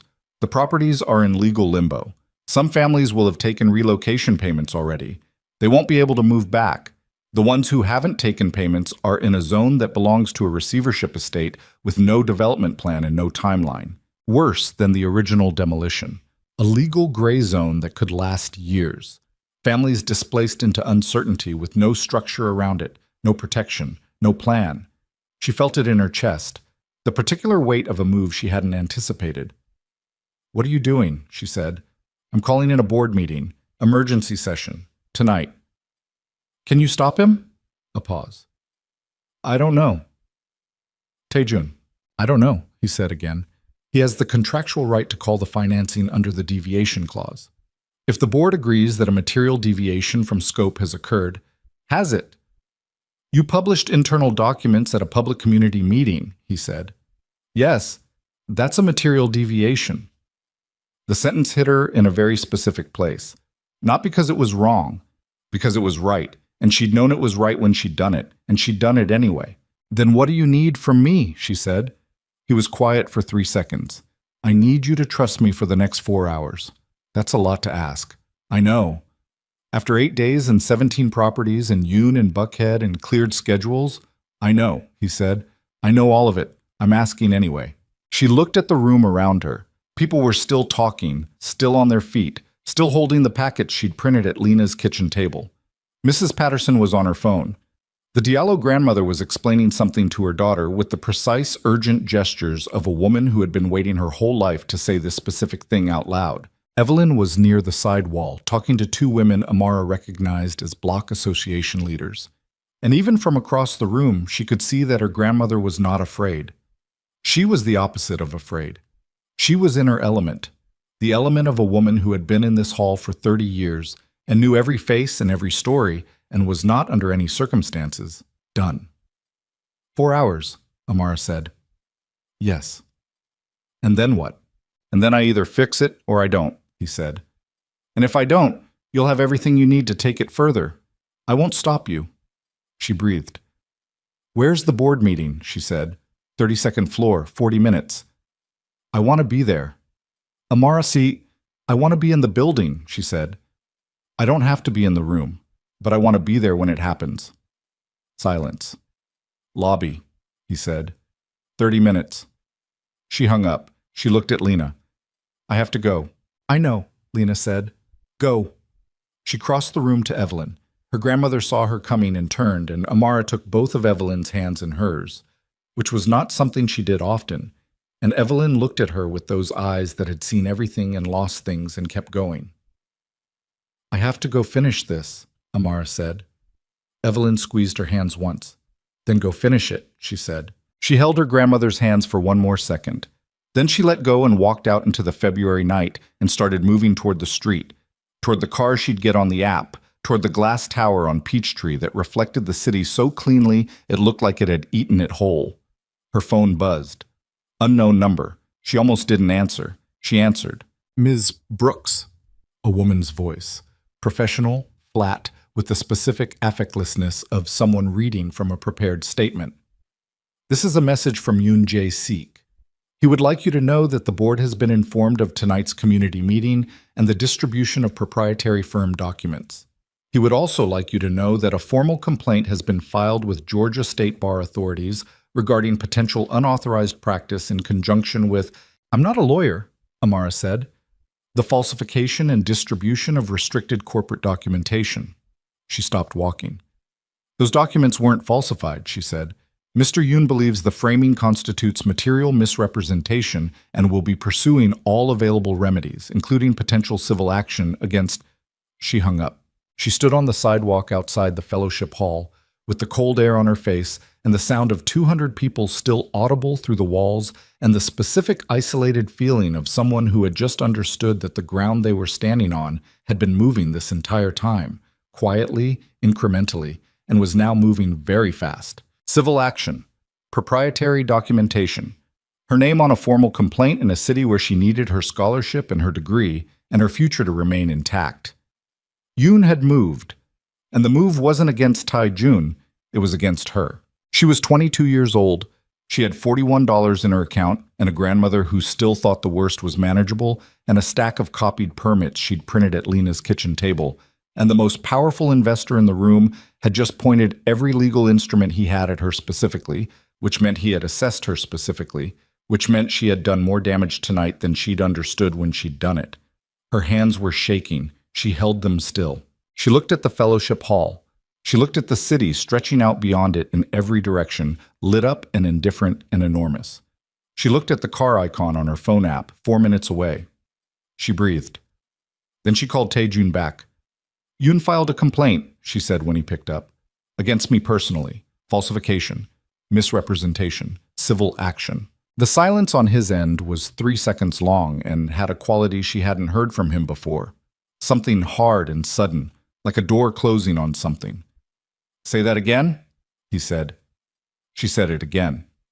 Another silence. When he came back, his voice was different, not louder, not emotional, colder. The specific cold of a man who had just crossed a line inside himself that he hadn't known he was standing near. Get in the car, he said. Come to the building. Don't stop for anything. Tae-jun, he just made this personal, he said. That was a mistake. The car arrived. She got in. The driver didn't speak. The city moved past the windows in streaks of light, and she sat in the back seat with her bag on her knees and her heart rate at a number she didn't want to count. And she thought about Yoon's pleasant smile in the restaurant and the word visible, and we have a problem, and now a legal complaint with her name on it filed before the meeting was even over, filed while she was still standing in that room, which meant he'd had it prepared in advance, which meant he had anticipated tonight, which meant someone had told him she was going to be there. Someone had told him. She thought about who knew she was going to that meeting. Lena. And she stopped that thought immediately, because Lena had come with her, had stood beside her, had said, I'm coming anyway. Not Lena. Who else? She'd told no one else. She'd found the meeting through the anonymous internal board. She'd looked it up from her work computer. The work computer. She looked out the window at the city going past. The car pulled up to the Peachtree Tower at 9:23. She got out. The lobby lights were on and two men she recognized from the executive floor security team were standing inside the glass doors, which meant the building was on some kind of alert status, which meant the board meeting was real and already in motion. She pushed through the doors. One of the security men stepped forward. "Ms. Brooks, Mr. Kang asked us to bring you to—" "I know where to go," she said. She went to the elevator. She pressed 32. The doors opened on a floor that was lit and moving.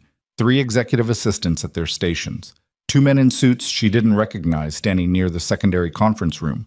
A low-level thrum of contained urgency that she could feel in the floor under her feet. Park Sung-ho was standing in the corridor outside the main boardroom. He saw her, and something crossed his face. Not surprise, not quite. Something more complicated than that. "You should go home," he said. "No," she said. "This is above—" "I know what it is," she said.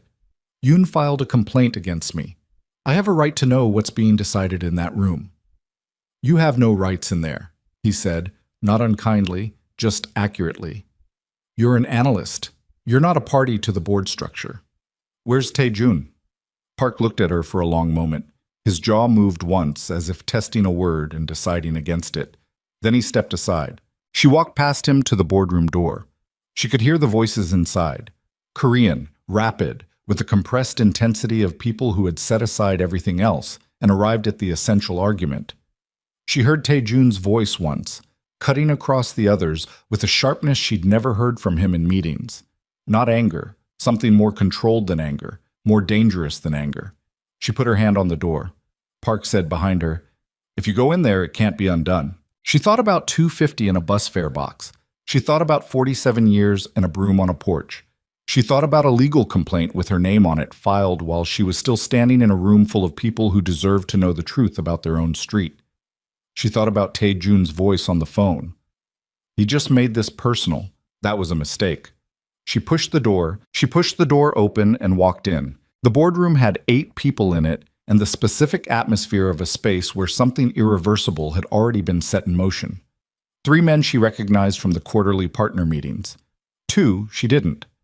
Park Sung-ho came in behind her, which she hadn't expected, and the fact that he followed instead of stopping her told her something she filed away immediately. A lawyer, identifiable by the document stacks and the particular stillness of someone being paid by the hour to listen, sat at the far end with a yellow legal pad and an expression trained to reveal nothing. Tae-jun was standing at the head of the table. He looked at her when she came in, and something in his face shifted. Not surprise, not relief, something between them that didn't have a name yet and probably wouldn't for a long time. He looked like a man who had been in this room for 40 minutes doing something that cost him, and who had just been handed a reason to keep going. Yoon Jae-sik was seated to the right, midway down the table. He looked at Amara with those pale, patient eyes and said nothing. His hands were flat on the table in front of him, perfectly still, like a man who had already won and was waiting for the room to catch up. She walked to the far side of the table, opposite Yoon, and she stood there. She did not sit. She put her bag on the floor and she stood with her hands at her sides, and she looked at Tae-jun and said, "Tell me where we are." Tae-jun said, "Mr. Yoon has invoked the deviation clause of the secondary financing agreement and formally notified the board that he is calling his family's position. That triggers a 48-hour cure period during which the firm must either restore the original project scope or find replacement financing." "And replacement financing," she said.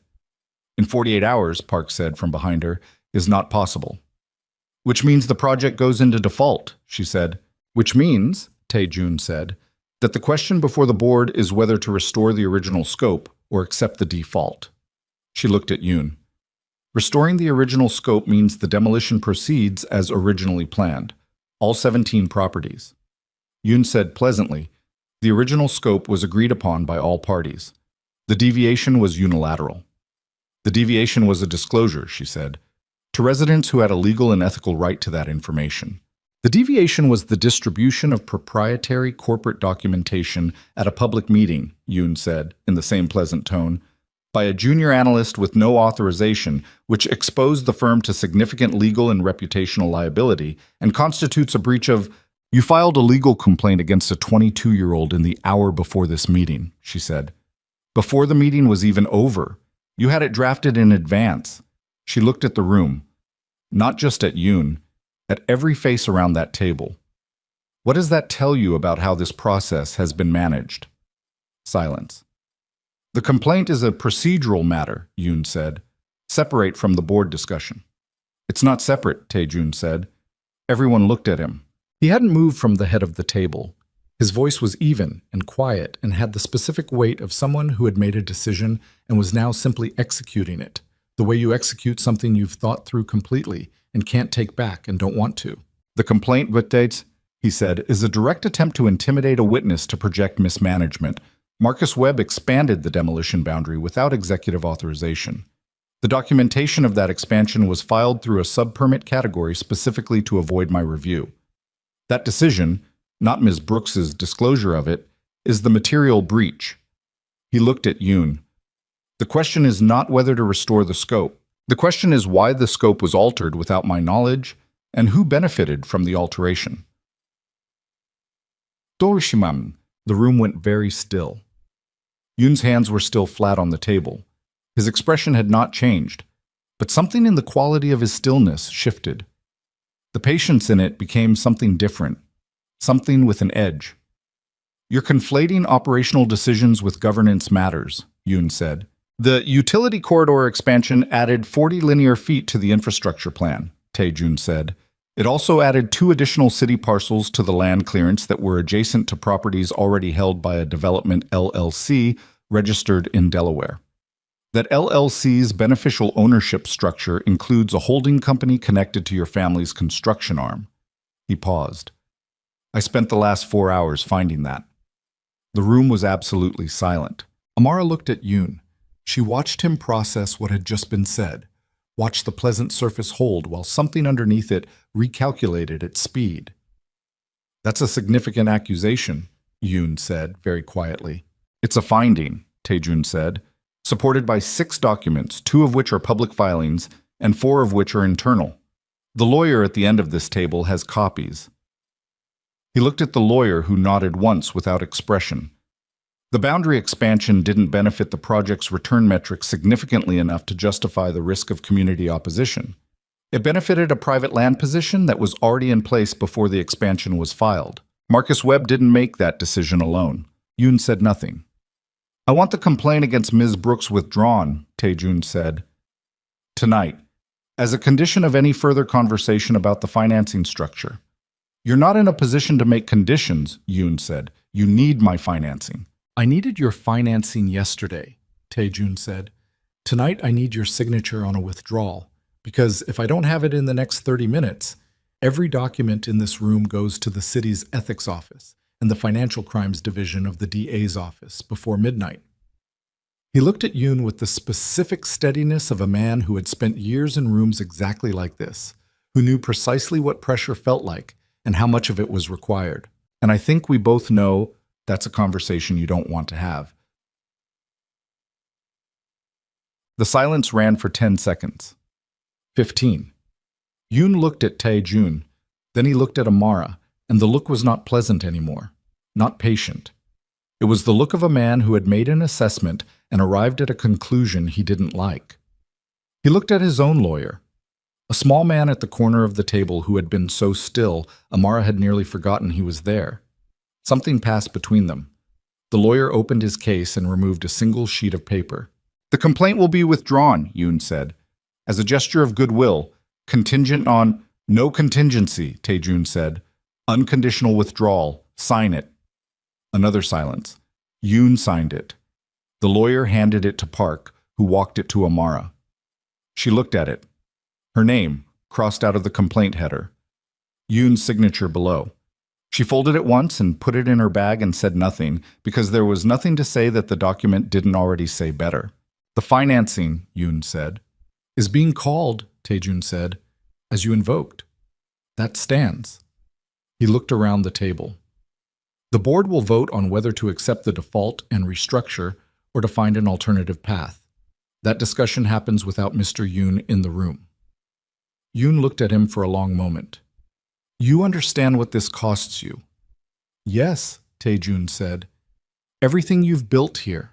The city relationship, the project, the return structure. I understand what it costs, Tae-jun said again. You can go. Something moved across Yoon's face, the closest thing to genuine emotion she'd seen from him. And it wasn't anger, it was something more like recognition, the look of a man who had just understood that the person across from him was not, in fact, the same person he'd been dealing with 6 months ago. Or perhaps the same person making a choice that 6 months ago he wouldn't have made. Yoon stood. He buttoned his jacket. He walked to the door with the same composed posture he'd entered with, and he did not look at Amara again, which she understood was its own kind of acknowledgement. The door closed behind him. The room exhaled. The board meeting ran until 1 in the morning. Amara sat in the small meeting room across the hall, the one with frosted glass and no view, the one she'd first heard the true shape of things in. And she waited. Park brought her coffee at 10:30 without being asked. She drank it. She looked at the frosted glass and listened to the muffled sound of voices she couldn't make out, and she did the thing she always did when she was waiting for something she couldn't control. She ran numbers, not project numbers, personal ones. What she had, what she might lose, what she could rebuild and what she couldn't. Her job was probably gone. She understood that. Even if Tae-jun survived the board vote and restructured the project, she had walked into a partner meeting with unauthorized documents, distributed them publicly, and contributed directly to the collapse of a major financing relationship. The organizational math on that was not ambiguous. Her scholarship required a current employment record in good standing for its corporate partnership component. If she lost the job, she had 60 days to find a replacement or the stipend component would be suspended. Evelyn's house, if the restructure went wrong, could still be in a legally ambiguous zone for months. She added it up. She sat with the total. Then she thought about Evelyn saying, "Go finish it," and the way her grandmother's hands had felt in hers for that 1 second in the fellowship hall. And she thought about 200 people on their feet with packets of paper. And she thought about Mrs. Patterson writing in her notebook. And she thought about what it had felt like to stand at the front of that room and say the thing that needed saying. She did not think she had been wrong. She did not know yet what not being wrong was going to cost her. At 1:14, the boardroom door opened and Tae-jun came out alone. He looked tired in a way she hadn't seen before, not physically, or not only physically. A tiredness that went deeper than sleep could fix, the specific depletion of someone who has spent years maintaining something at great internal cost and has just watched a significant piece of it come apart. He came into the small meeting room and sat down across from her and didn't say anything for a moment. She let him have the moment. The board voted to accept the restructure, he said. We absorb the financing loss. The city partnership goes into renegotiation. The project continues with a revised scope and a revised timeline. The demolition. Suspended. Full stop. He looked at his hands on the table. The board agreed to a community review process before any demolition decisions are finalized. Representative inclusion. Binding input from residents on the scope. She absorbed this. All 17 properties. All 17 are under suspension pending the review. He paused. Ashby Street is in the suspension zone. She looked at him. Webb has been terminated, he said. The city ethics office will receive the documentation about the LLC structure. What they do with it is their process, not mine. But they'll have everything. Yoon is gone from the project. The legal and financial consequences of the LLC situation are his to manage. He looked up. He will manage them. He has resources and lawyers and distance I can't close, but he won't come back at you. That's the trade he made when he signed the withdrawal. She nodded slowly. Your job, he said, and stopped. I know, she said. The board position is that the distribution of internal documents constitutes a terminable breach. I argued against it. I was outvoted. He said it straight, without softening it, which she appreciated more than she could say. I'm sorry. She sat with it. The specific weight of it, 60 days, scholarship component, Evelyn's house in the suspension zone, but her own future on a different kind of clock. Okay, she said. He looked at her. That's all. What else do you want me to say? She wasn't angry. She was just tired and clear in the way you get clear when everything non-essential has been burned off. I knew what I was doing when I did it. I knew what it might cost. I did it anyway. Why? He said. She looked at him. Because the alternative was knowing and saying nothing, and I can't do that. I've never been able to do that. It's probably the most expensive thing about me. He was quiet for a moment. It's not a flaw, he said. Tell that to my scholarship committee. Something crossed his face. Not quite a smile, but the shadow of one, the ghost of warmth behind the exhaustion. I'll write the letter myself, he said, to the scholarship committee. A full account of the community impact work, the analysis, the contribution to the scope revision. No mention of the termination reason. She looked at him. You don't have to. I know, he said. I'm doing it anyway. A pause. It won't fix everything. Nothing fixes everything, she said. You just fix the next thing. He looked at her across the table in the small room with the frosted glass. And the city was quiet outside. And the building was almost empty. And they had been through something together that neither of them had names for yet. And the air between them felt different from how it had felt when she'd first walked into this firm. Heavier, but also more honest, which was the exchange you made when you stopped pretending. I need to ask you something, she said. Go ahead. The black tiger. She said it plainly, the way she said everything plainly. What you are, what the secondary portfolio actually is, the Yoon relationship and what it was before it was a financing structure. She looked at him. I need to know how much of what I've been working inside. He didn't look away. He didn't reach for a version of the truth that was easier to hand over. He looked at her for a long moment with the specific steadiness of a man who has been asked the question he has been not asking himself for years. And he said, more than I want to tell you, less than you probably think. And I've been trying, for longer than you've been in this building, to make the line between the two things permanent instead of permeable. He paused. I haven't finished. Are you going to? Yes, he said. Simply. No qualification. She believed him. She wasn't sure she should, and she believed him anyway, which told her something about herself that she filed alongside everything else she'd learned in the last several months. Okay, she said. Okay, he said. She stood up. She picked up her bag. She looked at him one more time. The dark circles, the loosened collar, the particular look of a man who has just paid a very large bill and is not sorry he paid it. Get some sleep, she said. You too, he said. She took the elevator down alone and walked out into the Atlanta night, which was cold and clear and smelled like the city after rain, though it hadn't rained. She stood on the Peachtree sidewalk for a moment with her bag over her shoulder and the emptiness of 1:30 in the morning around her, and she looked up at the glass tower reflecting nothing but the night sky, and she thought, that's done. That specific thing is done. Everything else was still ahead of her. She called an app car and went home.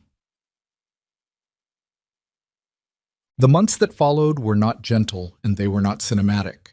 They were just work, which was what life mostly was when you looked at it honestly. Amara filed her scholarship documentation with Taejun's letter and a supplemental package she built herself. The community impact analysis, the full scope of the revision she'd contributed to, 2 letters from community coalition members, including one from Mrs. Patterson, that was 3 paragraphs long and did not waste a single word. The committee reviewed. They deliberated for 11 days. They reinstated the stipend component on the condition of continued academic standing, which she had, which she maintained. She found a new position. Not immediately, not easily. It took 6 weeks and 4 interviews and 1 very long conversation with a professor from her finance program who knew people at a community development financial institution in Midtown that did impact-focused real estate lending. The work was less prestigious and paid 60% of what KGH had paid and required her to be on the MARTA before 7 every morning, and she took it without hesitation. Lena texted her the day she started. First day, how is it? She texted back, real. Lena responded, good. The West Side Corridor project entered its community review process in March. Amara was not part of it professionally, but she went to the public meetings as a resident, as a woman from Vine City whose grandmother lived on Ashby Street. And she sat in the rows instead of at the front, and she listened. And when she had something specific to say, she said it, and her analysis was in the public record and the review committee had read it, And she felt the weight of that in a different way than she'd felt the weight of it inside the building. Cleaner, somehow. More honest about what it was. The review took 4 months. The final revised scope retained 9 of the 11 original residential properties in the acquisition zone. 2 were required for the utility corridor infrastructure, and those families received a significantly expanded relocation package, developed in consultation with the community coalition. The 6 additional properties were entirely removed from the demolition scope. The affordable unit percentage in the revised plan was raised to 28%, which was not everything anyone had asked for, and was substantially more than the 11% that had been filed the previous year. Evelyn's house stayed. Amara was on the MARTA when she got the text from Mrs. Patterson with the final review decision, and she read it twice.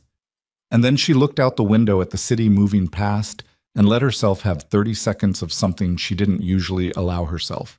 Not celebration, not relief exactly, but the specific quiet recognition that a thing she'd fought for had happened. That she had stood in a room and said the true thing, and it had cost her, and the cost had been worth it. 30 seconds. Then she put her phone in her bag and went to work. She saw Tae-jun twice in those months, not counting the formal context. The first time was accidental. She was coming out of a coffee shop near her new office, and he was on the sidewalk across the street, not in a suit, which was disorienting, in a dark jacket and without the geometry of protective personnel around him that she'd come to unconsciously read as his silhouette. He saw her at the same moment she saw him, and they both stopped. He lifted one hand, not a wave, just an acknowledgement. She nodded. He nodded. She went back to work. The second time was deliberate. She had finished her last final exam of the spring semester on a Thursday afternoon in late April, a finance theory paper she'd spent 3 weeks preparing for and had walked out of feeling, for the first time in years, that she had not been running behind the entire time. She had sat on the steps outside the exam hall in the April sun for 20 minutes just breathing, with her bag on her lap and nothing urgent happening, which was so unusual a state that she didn't quite know what to do with it. Then she'd walked to the coffee shop on Peachtree where she'd been working 4 shifts a week on top of the MARTA institution job, and she'd worked her shift. And at the end of the shift, when she was wiping down the counter, she looked up, and he was there. He was standing in the line. Regular line. No assistant, no bodyguard she could identify, just a man in a dark jacket in a coffee shop line at 6 in the evening, looking at the menu board with the particular attention of someone who didn't usually have to stand in lines and was recalibrating. She watched him for a moment without him seeing her. He looked different. Slightly. The same jaw, same controlled stillness, but something in him that had been clenched for the entire time she'd known him was slightly less so. Like a door that had been locked from the inside and had recently been, not opened, but unlocked. The difference was subtle, and she saw it immediately. When he reached the counter, it was her station. He looked at her. She looked at him. "Hi," she said. "Hi," he said. "What can I get you?" "Coffee," he said. "Whatever you recommend." "That's not how ordering works," she said. "You have to pick." The corner of his mouth moved, the ghost of a smile that she'd learned to read as the real one. "Dark roast," he said. "No sugar?" She made it. She set it on the counter.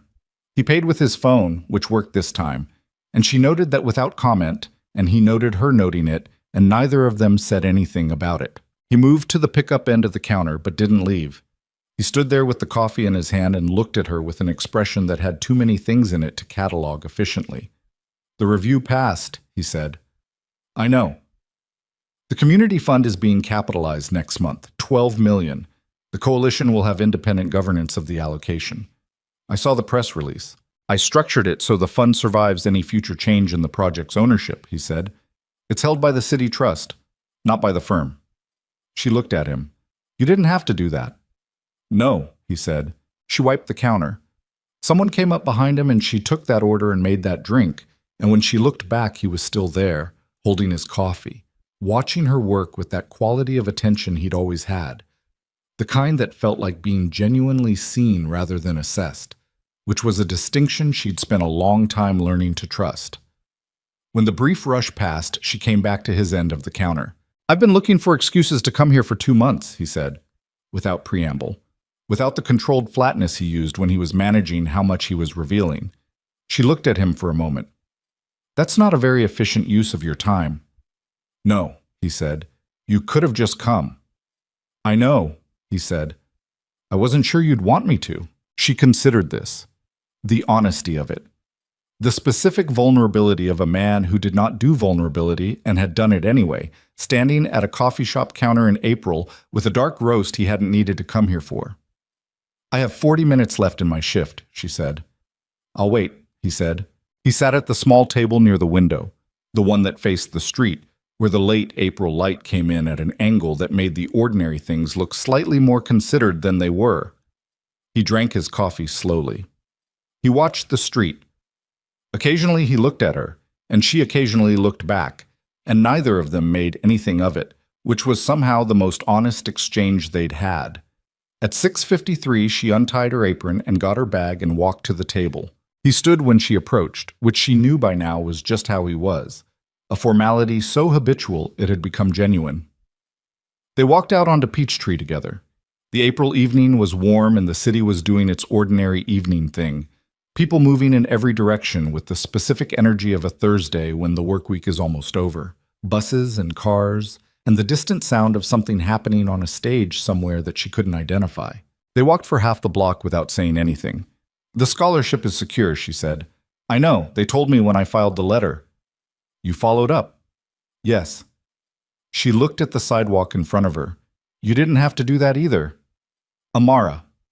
He said her name the way he'd said it the first time in his office, like something he'd decided to keep. I'm aware of everything I didn't have to do. I'm choosing to do it anyway. Those are different things. She looked at him sideways. That sounds familiar. Where did you hear that? Someone said something like it to me once, about 250 on a bus. He was quiet for a moment, then he said, Is this where you tell me we're even? No, she said. This is where I tell you I don't keep that kind of score. He looked at her. Full on, not sideways. That direct, weighted look that she'd first seen on a city bus in November when his phone had declined and the whole scaffold of his regular life had briefly, visibly failed him. I'm trying to become something different, he said, from what I was. It's not fast. I know, she said. I've been watching. And she thought about it. About the man in the boardroom at 1 a.m. who had said yes when she'd asked him if he was going to finish what he'd started. The way he'd said it, simply, without performance, the way you say a thing when you've stopped trying to manage how it lands. And I think you mean it, she said, which doesn't mean I know how it turns out, which doesn't mean I'm not paying attention. He nodded, slowly, like a man accepting the terms of something real rather than negotiating for better ones. They had reached the corner where her MARTA stop was. She stopped. He stopped. There's a community coalition meeting next week, she said. Tuesday. Vine City. The fund governance structure is on the agenda. I'm going. I know, he said. I was asked to present. I know, she said. I'm on the invite list. He looked at her. So I'll see you there, she said. Yes, he said. She shifted her bag on her shoulder. She looked at him one more time. The loosened jacket, the unlocked quality, the dark eyes that had assessed her on a city bus in November and had not, in the end, been able to look away. Taejun, she said. Yes. Get some sleep before Tuesday, she said. You look better when you've slept. Something moved across his face, the real smile, the one that only came when he wasn't trying to manage it. She'd seen it maybe 4 times in 6 months, and it was still startling, the way it changed him. Good night, Amara, he said. Good night, she said. She went down into the MARTA station. She did not look back because she didn't need to. She knew he was still standing there, because that was also just how he was. The train came. She got on. She found a seat by the window and watched the dark tunnel give way to the elevated section where the city opened up below, the lights of Atlanta spreading out in every direction, the streets she knew and the ones she didn't, and the ones that had almost been erased and weren't, the ordinary and the survived and the still becoming, all of it mixed together under the same April sky. She had $41 in her account this time last year. She had more now, not much more, but more. She was working 2 jobs and finishing her degree and eating actual meals and sleeping actual hours, and had a letter of recommendation from a Korean Mafia boss turned restructured real estate developer in her permanent file. which was the strangest credential she could imagine and probably the most genuinely earned thing she had. She had Evelyn. She had Lena. She had a community fund being capitalized next month with independent governance. She had a house on Ashby Street that was still standing. She had the beginning of something she didn't have a name for yet, with a man who was trying to become something different and meant it, who had stood in a boardroom at midnight and paid the price she hadn't asked him to pay, who had come to a coffee shop for 2 months looking for reasons before he finally just walked through the door. She had the city, complicated and relentless and real. She had everything she'd fought to keep and nothing she hadn't fought for. And the train moved through the Atlanta night carrying her home, to the house on Ashby Street where Evelyn would have the kitchen light on and the television too loud, where the cedar and old coffee smell would meet her at the door, where 47 years of living were in every surface and photograph and worn piece of furniture.